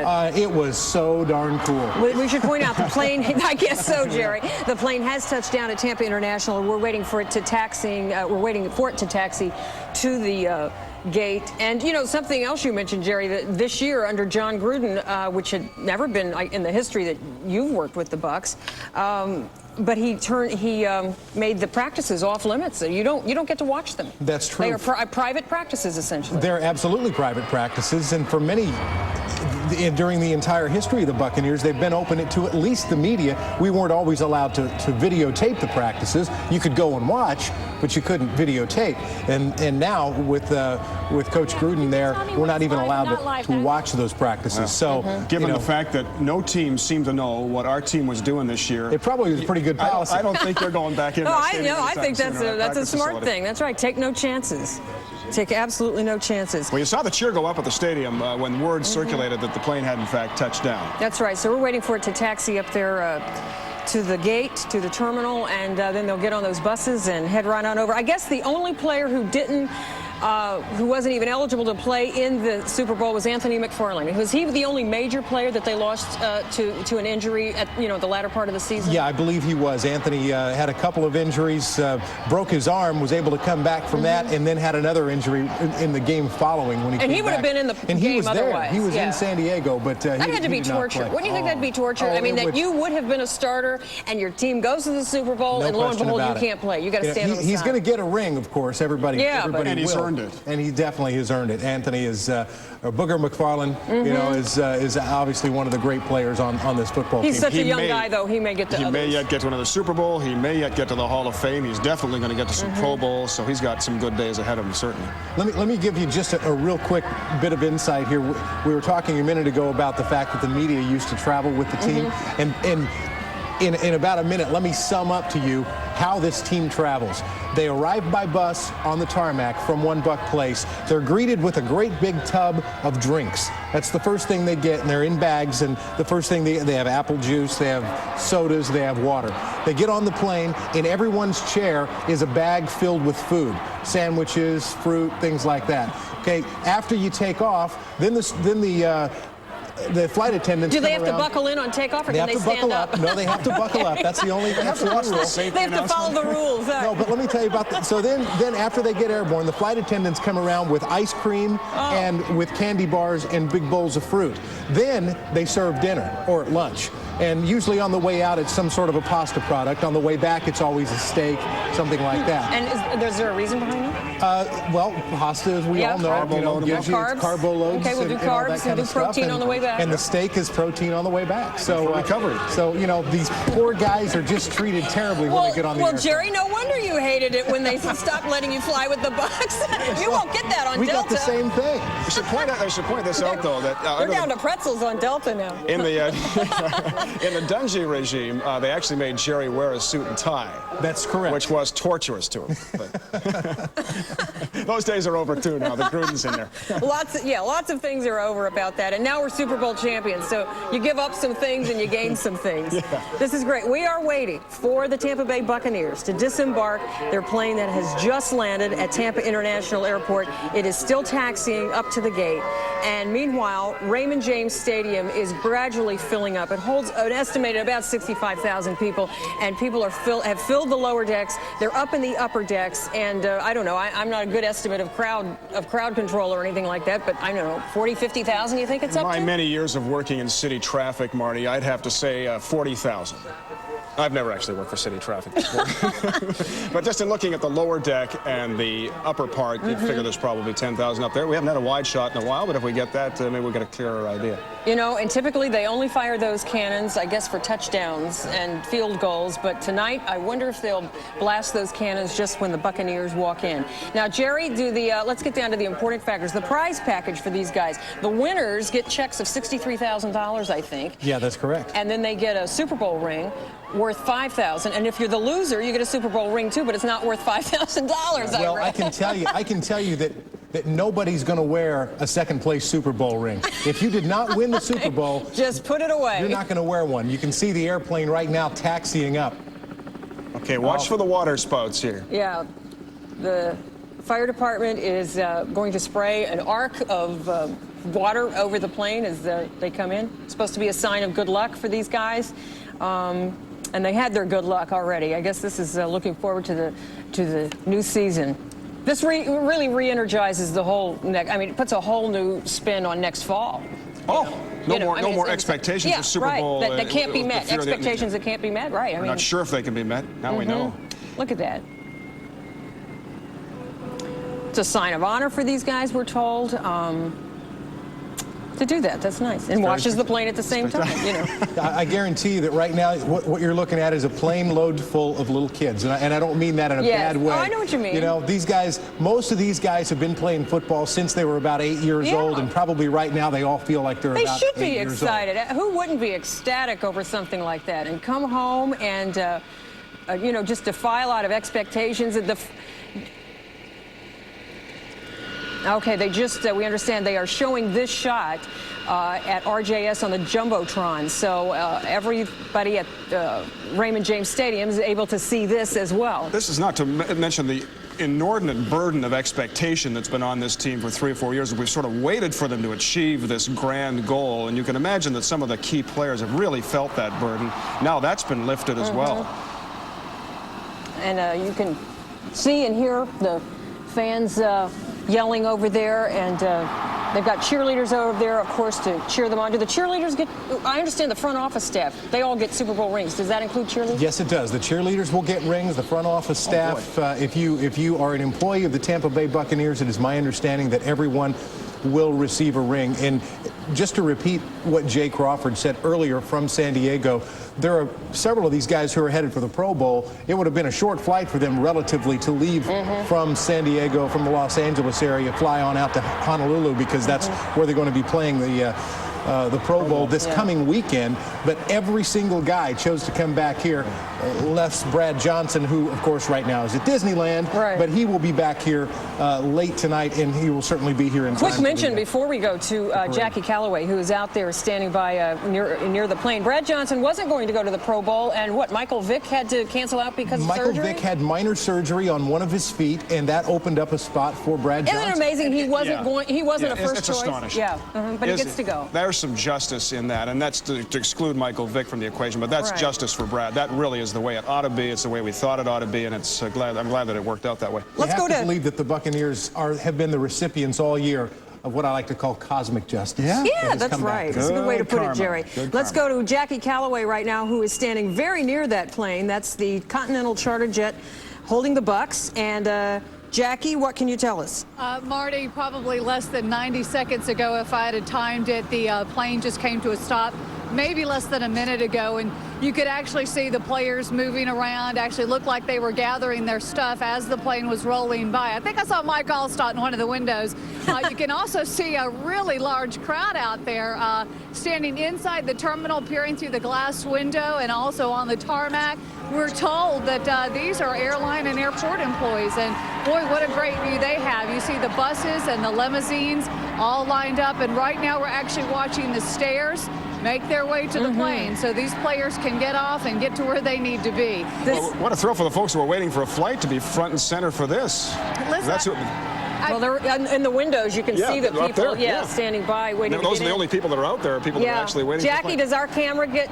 Will it be able to get any closer than that to see who is getting off of the plane exactly? Well, here's the thing: we had the option to get closer, but if we did get closer, we would not be able to bring you the live pictures. So this is kind of the compromise that we make.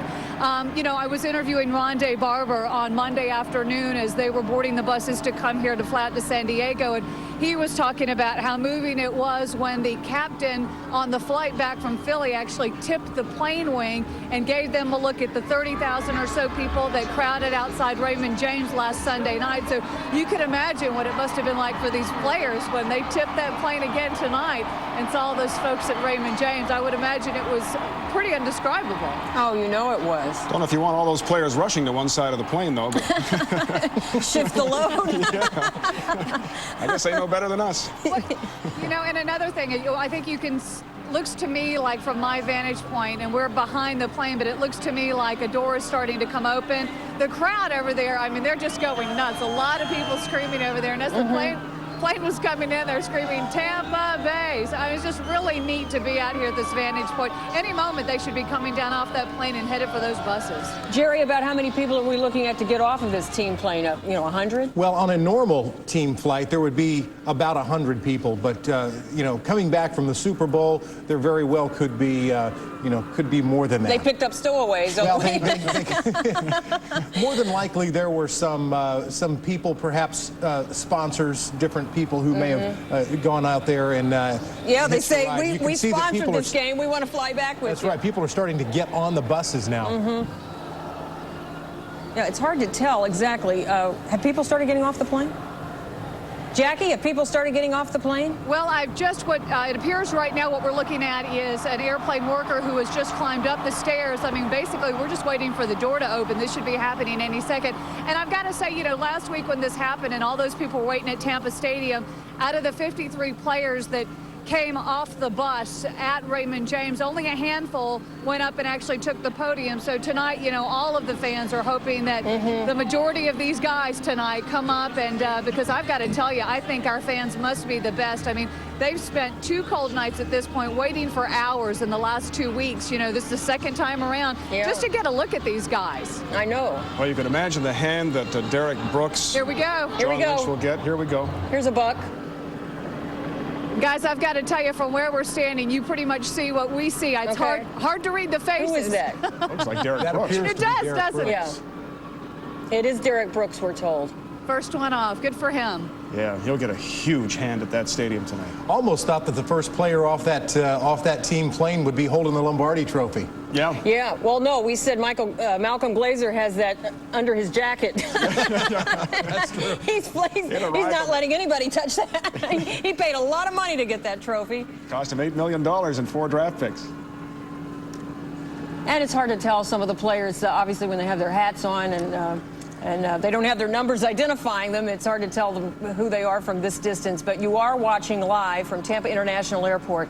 The Tampa Bay Buccaneers disembarking their chartered plane, just arriving from San Diego.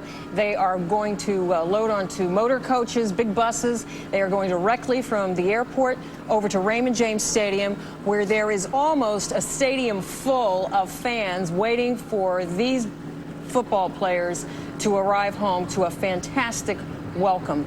And there is a program available, or not available, a program planned for them, and it'll be something the likes of which these guys will never forget. And again, if you're just watching and can't get down to the stadium tonight, tomorrow might be your best bet. The parade begins around 3:30 in the afternoon from the Davis Island Bridge on Bayshore Boulevard, roughly Swan Avenue. We'll head north into town over the Platte Street Bridge, wind up Florida, and into Likes Gaslight Park in downtown Tampa. So a fairly short route. They'll have another ceremony down there at Gaslight Park beginning around 3:30. That'll be another terrific opportunity to show your appreciation. Should be a beautiful day for it, too, Dennis tells us. So you're telling us, Jerry, that they just had a steak dinner on that flight back from California, is that right? Pretty likely. That would be my best guess. Steak dinner followed by big baskets of fruit, candy bars, perhaps some ice cream, and of course all the water and fruit drinks that they can pour down. Hey, explain something to me that I certainly don't know about, but heard about. John Gruden did not take them onto the field for a practice. They did it in the hotel ballroom, and they said that's what he likes to do. First of all, is that common for coaches to do that, and how do you do that? Well, it is common for coaches to do that, although not everyone does it. Most people like to actually go to the field, walk out on the field, and get a feel for what's happening. But it doesn't surprise me one little bit that Mr. Secretive John Gruden would keep the guys in a locked room and have their final walkthrough for the Super Bowl, because as we mentioned a while ago, they John practice Gruden, plays in the hotel ballroom? Yes, they certainly do. They walk through them, I guess. They put on tennis shoes. They move all the tables and chairs each away. Other and No, they don't tackle. It's a walkthrough. Okay. And what they do is they line up and they just walk through how a play is supposed to be. Okay. And they actually will throw the football and they'll hand the ball off to a running back, Michael Pittman, Mike Allstott, and they will actually run and go through there. And it's sort of like two-hand touch, if you will, instead of tackling guys, they touch them and tackle them. I could play that kind of football. And it's mostly just touch me. It's just to make sure that they know the game plan, that they know the plays, that they don't have to think about what they're going to do. They call a game plan, they call a play, and they just automatically know how that works. But it is very common, to practice indoors. And yeah, Gruden likes to do it mostly because he doesn't want anybody else to see what he's doing. Well, can't blame him. We are watching the Buccaneers load onto these buses, just arriving from San Diego, an all-afternoon flight, about a 4-hour flight, and they're going to load these buses and head directly over to Raymond James Stadium, where they have a crowd that I think will cheer louder than they have ever heard them cheer during any game, don't you think? There's going to be just this... No voices left after No, there's tonight. going to be a tumult, just sort of this release of 27 years of frustration and the joy that comes with finally achieving the top of the mountain. And Jay Crawford mentioned this over the last 24 hours a couple of times. What does this do for the overall attitude in Tampa towards the sports teams? What does it do for the athletes on the other teams to see this kind of support? Nobody would ever doubt, Jerry, that if you are a winner in the Bay Area, you'll get support, and this is obviously indicative of it. It's very interesting when Jay brought that up, because I remember many years ago when the Buccaneers were not winners, they would only get 20,000, 30,000 people at the old Sombrero, at old Tampa Stadium. Everyone said, well, Tampa wouldn't support professional sports franchises. Right. One of the reasons that it took so long to get a Major League Baseball team here.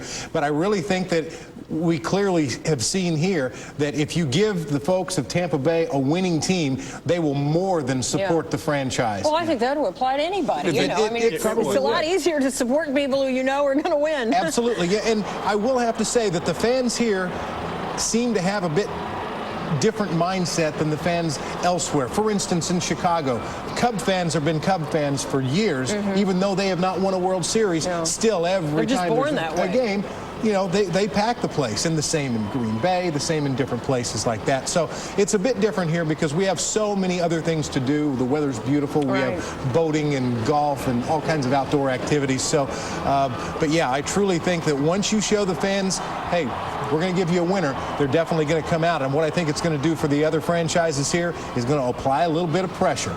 Right, because you think about Vince Lombardi sitting at home watching He's the perfect this, example. and you know the Lightning coach and you know people involved with that organization. They sit there, they watch this, they see what happens, and you know it has to make them hunger for that much more. The Lightning are into a playoff run right now. Guys, have a look at this. This is what's waiting for you if you get to the playoffs. Last time they got to the playoffs, we set a record for the number of people in the stands at a playoff game. This is waiting for the Lightning, and all you need to do is win. It's only been in the last few years that the Buccaneers even gained Monday Night Football appearances. I mean, they went for years with no Monday Night Football appearances, and that's really an indication that you're on the football map if you get on Monday Night Football. And we started off with one appearance for the whole fall, and then the last couple of 3 years, I guess we've had 2 appearanries each. Just 2 days ago, I came across a memo from a boss who mentioned the fact that we were getting our first game on Monday night in 15 years. I think that was 4 years ago, 5 years ago. It was the first one we'd had in 15 years. No wonder people didn't know about the Tampa Bay Buccaneers, because if you're not on Monday Night Football, that's really your exposure to it. That's national exposure. Everybody's seeing the same teams on the same night, and if you're not part of that group, then people elsewhere don't know about you. Now we expect at least 2 games a year. Oh yeah, we demand. Come on, what are you talking about? We usually put on a great show. Last game accepted. One of the things I find a bit interesting about the players as they have come off this team plane today, nearly every player is carrying luggage. Yeah. Normally, you know, they carry a little bit, and of course I wasn't there, so I don't know, but a lot of that could be just Super Bowl paraphernalia, things that they received. But normally, when they go on a flight, they carry one light bag to keep their headphones and their CD player in, and that's just about it. But every single one of these guys have come climbing out of that plane with luggage, and they've gone and thrown it in the back of this pickup truck over here. So I think that's, I don't know. They can bypass the big long security line that way too. Maybe no towels left at the Torrey Pines Hilton either. Those robes have all departed. Right. Isn't that interesting? That was where John Lynch went to high school.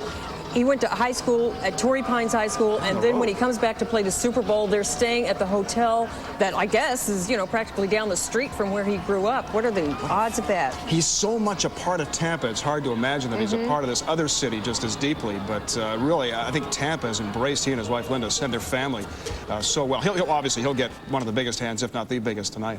I think that's one of the interesting things about an NFL franchise, an NHL franchise, Major League Baseball.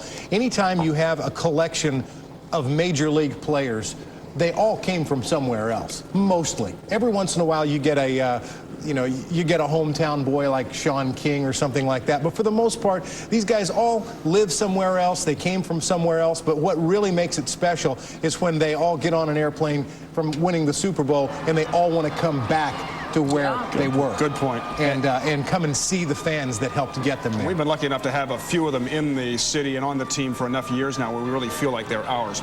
Right. Let's go to Linda Hurtado, who is down there on the field in the midst of all this frenzy at Raymond James Stadium. And when we first talked to Linda about 5 o'clock, it was empty, dead as a doornail in there. We couldn't even find anybody except like the maintenance crew. And now the place is almost packed to the gills, including the upper deck. Linda, what's happening where you are? Oh boy, Marty, it was me and the janitor. Now it's That's me and right. 55,000 of my favorite friends. You know, it's almost like sitting in your living room with 2 big screen TVs, because that's basically what we've been doing. We've been watching replays of the game. Of course, everybody's excited to see all the great plays. Then we watched as the plane landed and watched as the players got off the plane, which of course lit up the crowd. Then just a moment ago, I don't know if you had a chance to see it or not, but Tampa Bay's finest flew over in their helicopter and dropped rope onto the field. Okay, you should be looking at pictures of it right now. And they rappelled from TPD's helicopter onto the field at Raymond James. And of course, that just lit up the crowd. And then the cheerleaders have been performing and getting the crowd to cheer. I didn't hear Jackie, but what I wanted to know is it was so loud over here. Do you think those players could actually hear it? Could Jackie hear it over at the airport? Well, I suppose if they were getting off the plane, if she heard it, then they would have to be able to hear it if they were yelling at the same time. But it's amazing. Yeah, the noise from the stadium really carries around the city. Here's the beauty of living in Tampa Bay. Our airport is so close to our stadium. You couldn't do this in a place like New York or Chicago. Or Denver. Or Denver, oh yeah. It's about 20 miles out of town. Oh, is it? Another state. Doesn't work. See, we were just made for Super Bowl receptions. I mean, nobody found this out before, and now we've learned it, and so we've got it down. One of those things we learned as they headed off to Philly, you're right. Hey, Marty, one of the interesting things that I've seen out here at Ray J, a lot of kids. I've been to a number of football games, and of course you do see people bring their kids, but not really their young kids. And this is definitely a family affair out here tonight. I've seen very young kids. Like, people are bringing their whole family, and it's because the admission was free. You know, it's a chance to get the whole crowd, the aunt and the uncle, the kids, everybody out here to enjoy Raymond James, and I think that's a wonderful thing for our community. Matter of fact, Dennis Phillips, I think, has all 8 of his children over there tonight. The ones he could find. They're all over there. That's right. You know, another interesting thing, Marty. I'm sorry to interrupt. I'm looking at the signs out here. We're keeping it on pictures because obviously they're more interesting than just seeing me. But we see a lot of the signs, and I have seen more signs on John Gruden concerning John Gruden, Chucky for president. We love you, John. I don't remember ever a football team having a coach that was as popular or as much of a heartthrob almost as John Gruden. Oh, that's right. Well, we've really realized what a great deal that was to get him for the price paid. He delivered in his first year. We watched. It wasn't just the team. It really was an outstanding job of coaching, and why not give the guy his props? It's amazing how all that came around, because last January, almost this time, a year ago, they let Tony Dungy go as reports go in like a 2-minute conversation. They were thinking they were getting Bill Parcells. That fell through. They went for 49ers coach Steve Mariucci. That fell through. And in a midnight phone call to John Gruden, Gruden accepts the job from the Glazers. They had never even met before. And he got a phone call in the middle of the night offering him this job to be coach of the Tampa Bay Buccaneers. He had never met them and accepted the job over the phone. Jerry, what did he see? What in that conversation did he see about the Tampa? Aside from the fact that he's from here, maybe that's the main reason, but what did he see in this team that said, I got to make this move? I think he saw one of the best defenses in the NFL, and that is something that he didn't really have in Oakland. He had a pretty good defense in Oakland, but he didn't have the other half of the puzzle. And being an offensive mind that John Gruden is, I think that he really recognized and relished the opportunity to go into a situation where there was already the best defense in the league in place. Could be a legendary defense already in place, and if he could just bring his offensive style in here and mold that, then they would have a chance to meet to win a Super Bowl, and maybe more than just one Super Bowl. Really, he could come in and tweak it. He didn't have to come in and overhaul. It wasn't like coming. Well, he had to overhaul the offense. The offense, but the defense. But not the entire team. The defense, he totally left alone. He left alone the entire defensive coaching staff. Monty Kiffin, of course, the architect there, along with Tony Dungy. Then you asked a minute ago, are we in danger of losing anyone? Monty Kiffin is maybe the guy that we may end up losing here, because he is on the short list to become head coach of the San Francisco 49ers. You said he would find that hard to turn down if it were offered to him. Well, Monty is such a football nut, and has played this game, coached this game his entire life, and has always wanted to be a head coach. And it would be a wonderful opportunity for him. Let's go out to the stadium again, and Serena Fazan is also in the midst of all this fan frenzy. And Serena, where are you? Oh gosh, Marty, we're right here with all the fans. We're very close to the tunnel. I have got to tell you, these fans are just minutes away from welcoming the Super Bowl champions, the Tampa Bay Buccaneers, and they are getting more and more excited about it. You know, Tampa is one of the 15th largest markets in the country, and it's also the only market that has not had a victory such as this, a World Series, a Stanley Cup, until now, of course. These people are so excited. If we can get a quick shot of the tunnel to where the Bucs are going to run through, these fans along here are the fortunate ones that got the seats. And earlier, as we mentioned, only the bottom tiers were filled. Now, virtually the whole stadium is filled. This stadium seats up to 66,000 people. It's almost all the seats are full. I can look up on the tier. Can you hear the cheers are getting louder and louder, because they know the team should arrive here shortly. And we are ready to greet them. All right, Serena, let's give you an idea of just how shortly they're going to be there. Jackie Calloway at TIA, what are you seeing? It looks like those buses are loaded. Bob, I got to tell you, this seems like the longest 15 minutes. I mean, I know that there is a stadium full of people. I heard Linda talking earlier, and probably the only reason and we could not hear the crowd simply because other planes have come and gone in the midst of all of this. So I'm willing to bet if we were not standing right on the tarmac at this terminal, we certainly would have heard that crowd, because if you stand up on a platform, you can actually see Raymond James from where we're at. So it's certainly not far away, but this is what we're looking at. You guys see it. It looks like pretty much the buses are full, and a couple of cop cars have already started to make their way out. Lots of security here tonight. Before the plane arrived about an hour and a half ago, and we were out here setting up our cameras and whatnot, saw 2 police officers with bomb-sniffing dogs. And earlier this morning at about 11:30, I was over at the stadium. They were over there with those dogs as well. So obviously no one taking any chances, keeping in mind this is obviously a joyous and incredible event for the city, but obviously safety in the back of everyone's mind out here. You're right. Yeah, and hats off to the city and the fire department and the various agencies involved on very, very short notice putting this celebration together. Candidly, I thought, why don't we do this out in the parking lot? There'll be 25, 30,000 people there. Do it out in the parking lot, get everybody close together, and that's probably the way to do it. But now you see their thought process was, let's make it a safe, alcohol-free family event, put it inside the stadium where it can remain like that, and we fill the place. So it worked out perfectly. You know, this is I think this is a great payback for fans, because so many pushed all last week. I mean, that was the big question. Every store we went into where people were lined up buying Bucs souvenirs and shirts and whatnot, and NFC Championship ball caps, people were saying, please, please let us party at Raymond James, whether it's a family party or whatnot. Let us go and have our Super Bowl party as a city together inside that stadium. And obviously the NFL said no, and for logistics and other reasons, that was just not possible. So this is kind of a neat day after, you know, for the city. It sure is, and appropriate, I guess, for every city that is welcoming a Super Bowl team. They gather at the stadium. It's the natural place to be. Sure beats Oakland's idea of a Super Bowl celebration. Guys, you know, I've got to tell you, we kind of anticipated things moving a little faster than this, because, you know, these guys at some point, probably after they see the crowd, they probably want to spend a little time with family or those, you know, just get back to their homes. Tomorrow's another big day. So I'm not sure what's taking so long. I mean, they've been on the buses a while, and it looked like they were actually carrying their luggage with them. So, you know, luggage isn't an issue with these guys. Yeah, the question is, how long does it take to get on a bus? Yeah, you can bet they're champing at the bit, and the bus driver's getting a lot of grief right now. But you do bring up a good point, because although we haven't been given any timeline at all that I'm aware of on how long this pep rally is going to last there at the stadium tonight, I can only imagine that it wouldn't be very long, because these guys have been through a grueling 2 to 3 weeks, and some of them head back. Well, they go on the parade tomorrow, and then they immediately head to Hawaii. And you're talking about jet lag. You're talking about days of no sleep. And as you said, they want to get with their families and friends and just kind of enjoy the moment. Marty, here we go. Here we go. They're finally moving.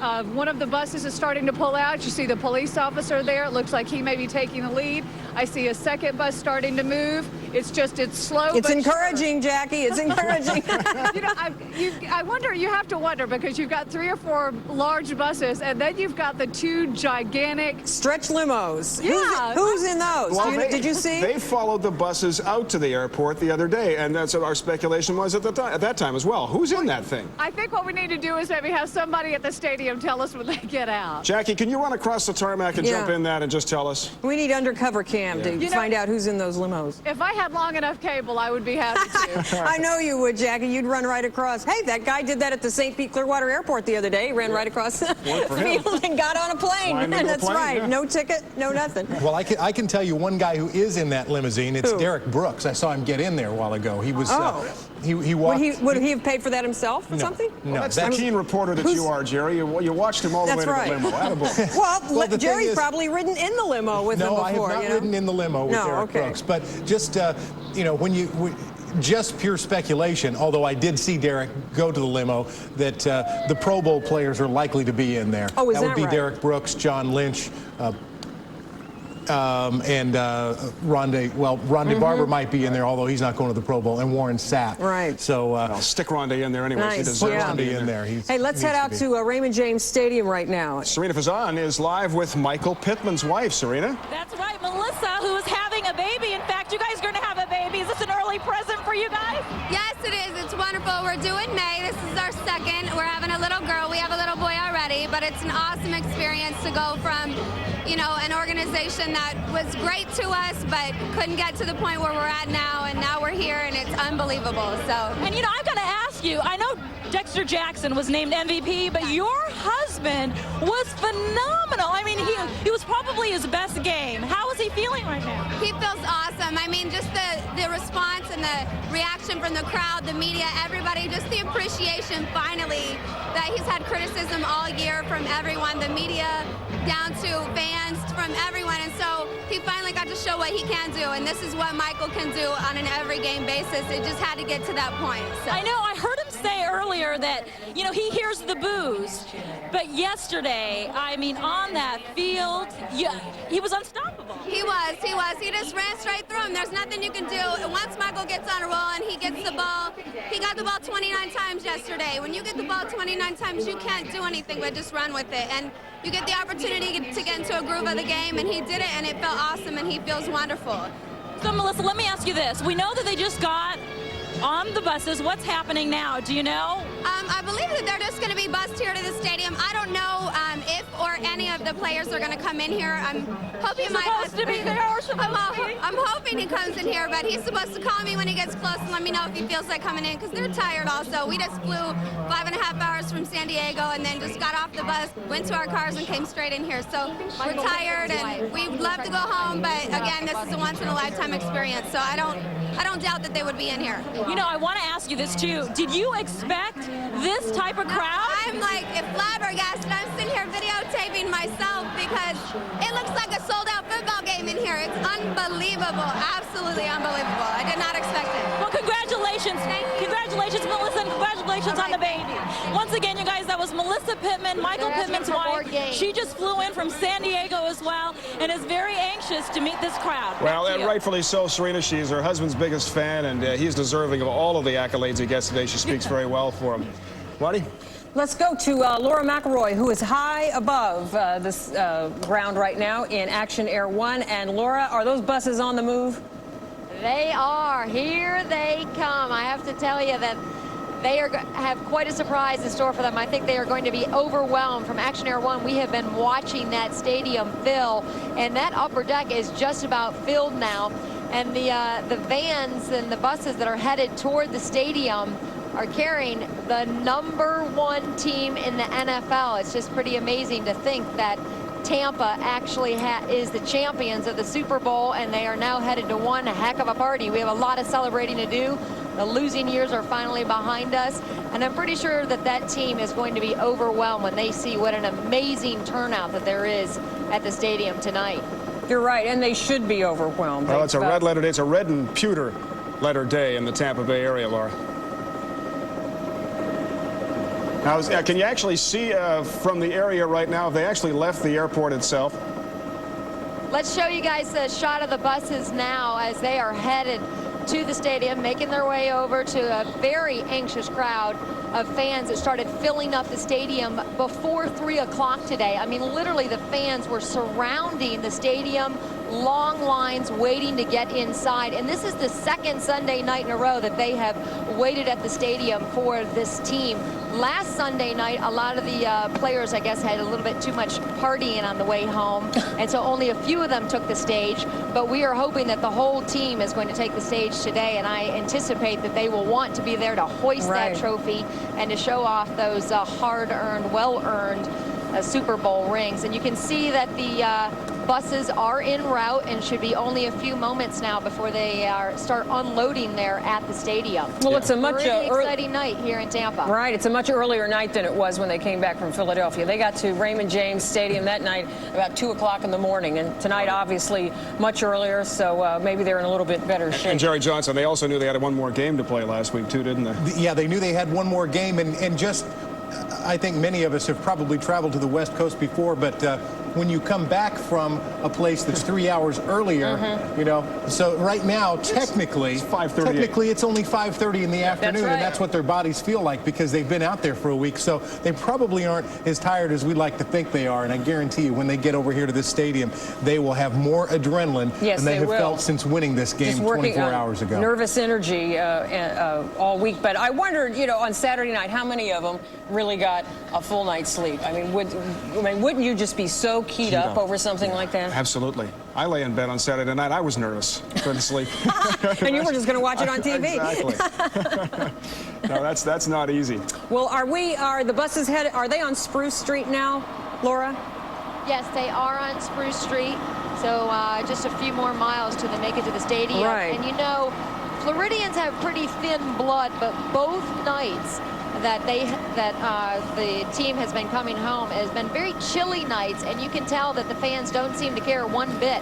They're wrapped up, bundled up, and they are out there on fire with Bucs fever. They don't seem to care that it's chilly at all. And initially, it looked like just the lower deck was going to be filled, but we have watched that stadium fill over the hours, and the upper deck, just about every single seat is taken now. So that team is in for a big surprise when they finally unload and see just how loved they are. Not just the team, but the coach, too, of course. I think he's the most loved coach in the NFL right now. Before you lose that shot down below, is that regular traffic on the interstate there? Or I guess they blocked them off. I see now. You can see the police cars have blocked them and stopped them for the procession. Okay.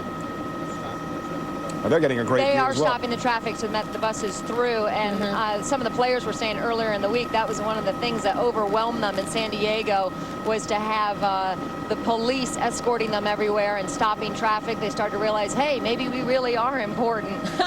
Earlier this is what today, it's like to be the traffic president. was just nuts around the stadium. So many people pouring in, wanting to be here for this big extravaganza as the team heads home, and it's almost done. They're almost here. Well, as respectful as they were of the situation, Jerry, this is the thing that I think is perhaps most impressive about the way this team conducted itself over the past week. They never lost focus on the big game itself, and you could just see, even very early in the week, that Oakland, their players' heads were not into it, and the Buccaneers, they were very respectful of the situation. Warren Sapp toned it down. Keyshawn toned it down. They didn't talk.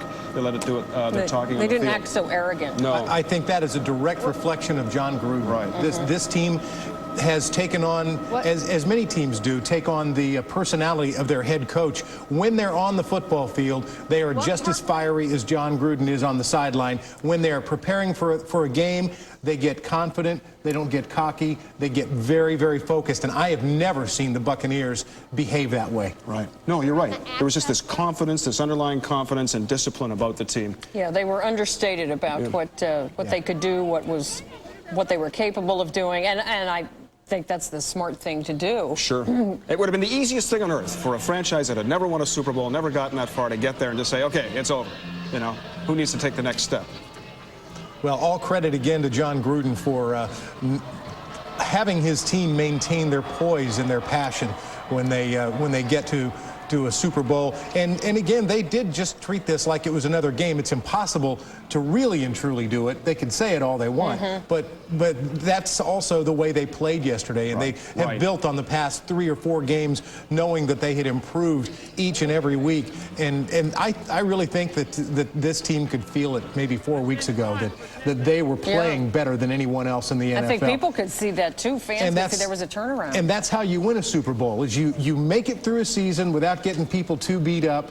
You make it through a season and win as many games as you can. And then the last month of the year, the last month of the season, that's when you turn up the heat, and that's when you want to go out there and play your finest football. And they peaked at exactly the right time. Do we believe they're on Spruce Street here, headed Looks to me like they might be on Boy Scout now. Oh, on Boy Scout. Of course, they ought to rename Championship Boulevard, I think. Okay, let's go to Nanette Miranda right now, who is on Himes Avenue waiting for the buses, and you've been there all afternoon watching the crowd gather and gather. Nanette, what's happening? Well, we formed a little welcoming committee here on North Himes and West Ohio. Everyone waiting very anxiously for the team buses. We understand that the team buses just left airport property. They'll be going down Spruce, and then down Columbus, and then down North Himes. We are waiting there for them to come by here. These are the fans who would rather be out here cheering for the Bucs as they come through the buses, and then they'll head into the stadium. Why don't we turn now to Melissa Sullivan here. You're excited for these buses to come by, aren't you? We can't wait. We're so excited. We're all horse yelling out here having fun. Why would you rather be out here than inside? What's so special about the buses? Because the Bucs they get home. They're home where they belong, and we want to welcome them. We want to see them come in, and we want to have some fun with them. And what's your message to them? That they kicked butt. Right here says it all. We are the champions, and we kept fighting to the end, and we won. What made you write that sign? There's a song. That song that came about Queens. Yeah, the Queen. Well, they're not Queens. No. The Queens. They're the champions. There's no other word for it. We're the champions. We're Great. All right. So right now we're still waiting for the buses to come by here. They've been waiting patiently. We've been all waiting patiently. We can hear all the crowds inside. The cannons go off and the cheering. But right now what we want to see are the players in the bus. All right, and then I'm sure they'd rather have nobody else waiting for them at the front door. Yeah, that's right. They'll be there any minute.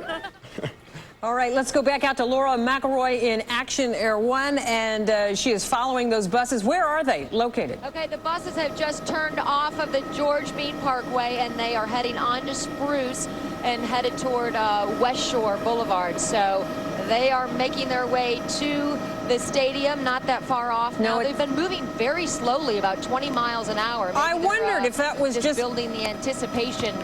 But I don't think they have any idea what's in store for them. I think they're going to be pretty overwhelmed when they see that we've pretty much packed that stadium. It's been filling up all afternoon.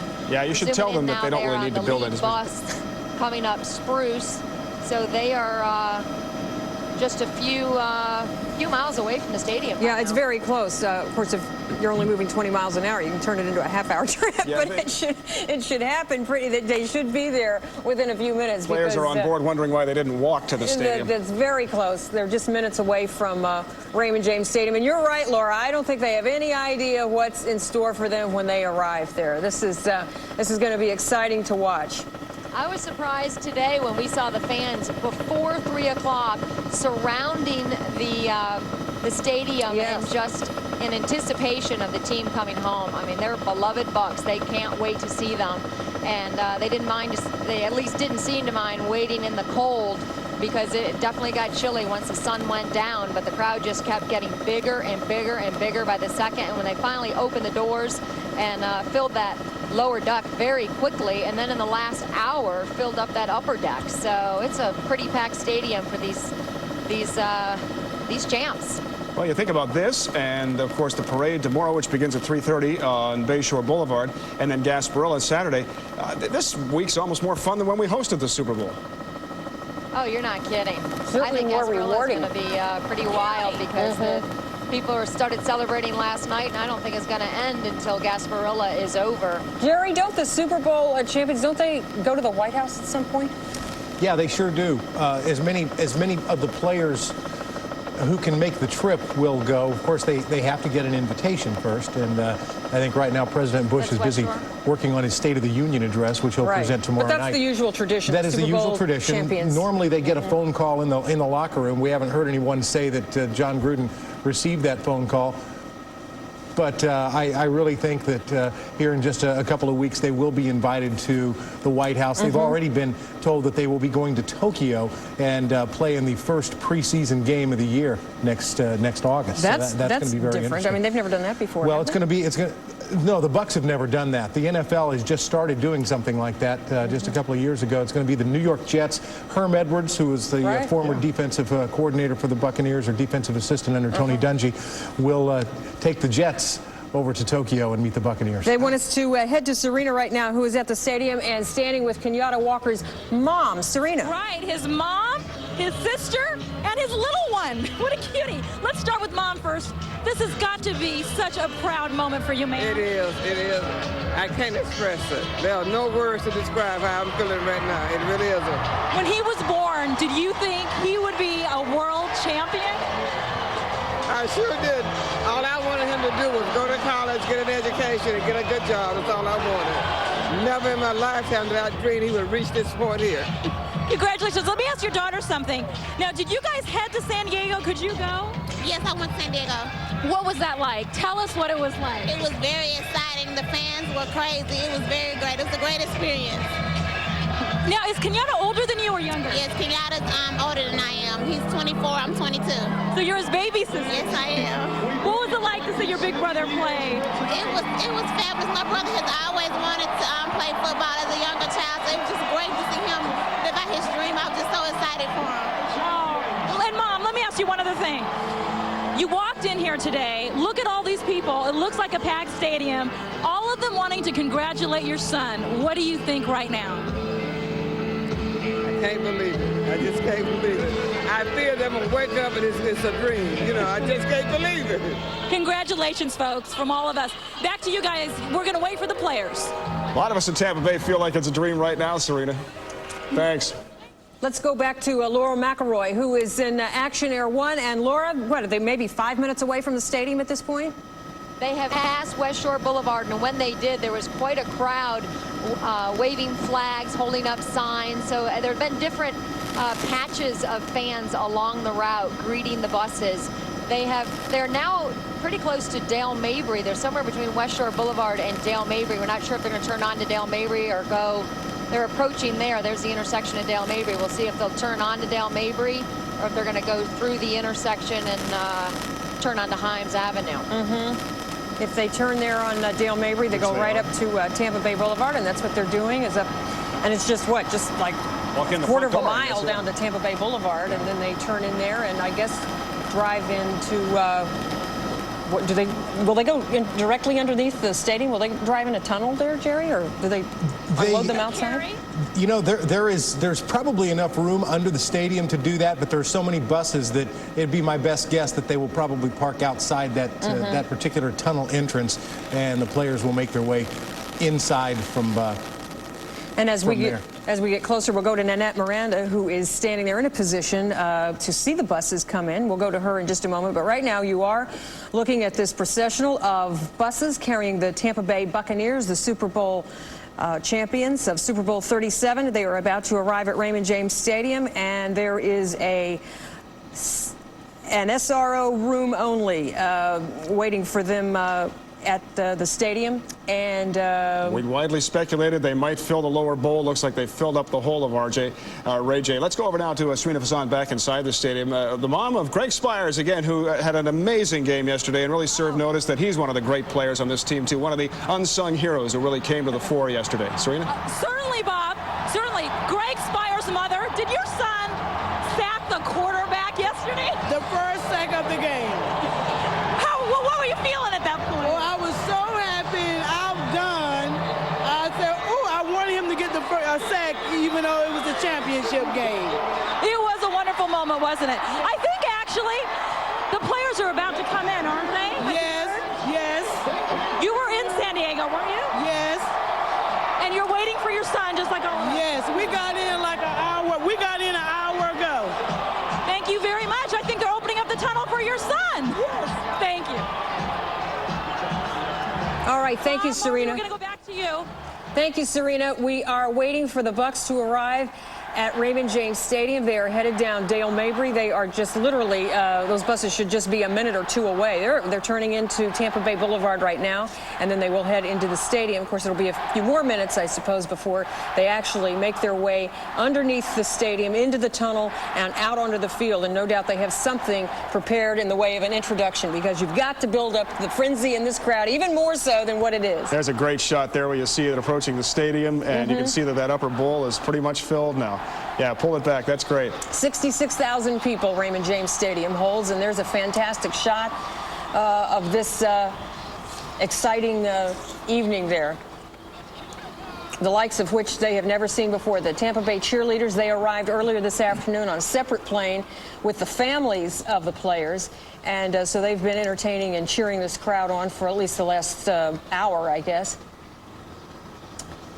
And the buses, the last of the buses, are turning off of Dale Mabry into the stadium right now onto Tampa Bay Boulevard there. Safe to say it won't take as long to unload the bus as it did to load it. I think those guys are probably itching to get into that stadium now.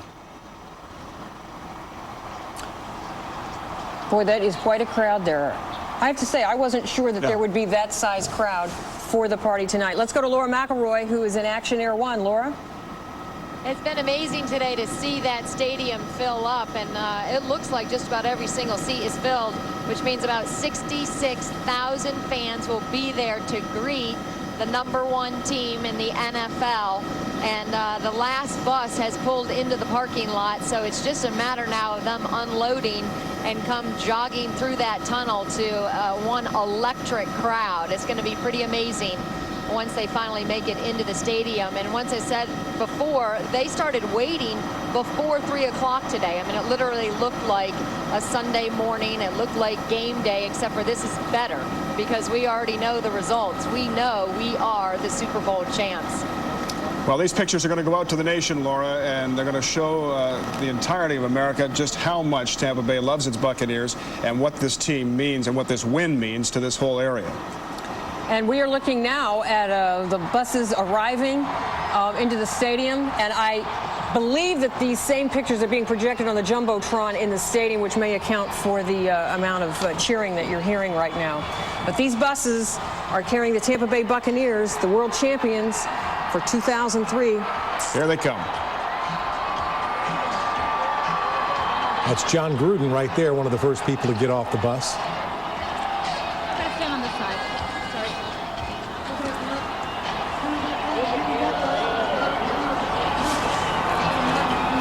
Watch out for cameras behind you. And we're not sure exactly what they have planned for the evening for this pep rally, but we understand certainly that many, if not most, of the players will be speaking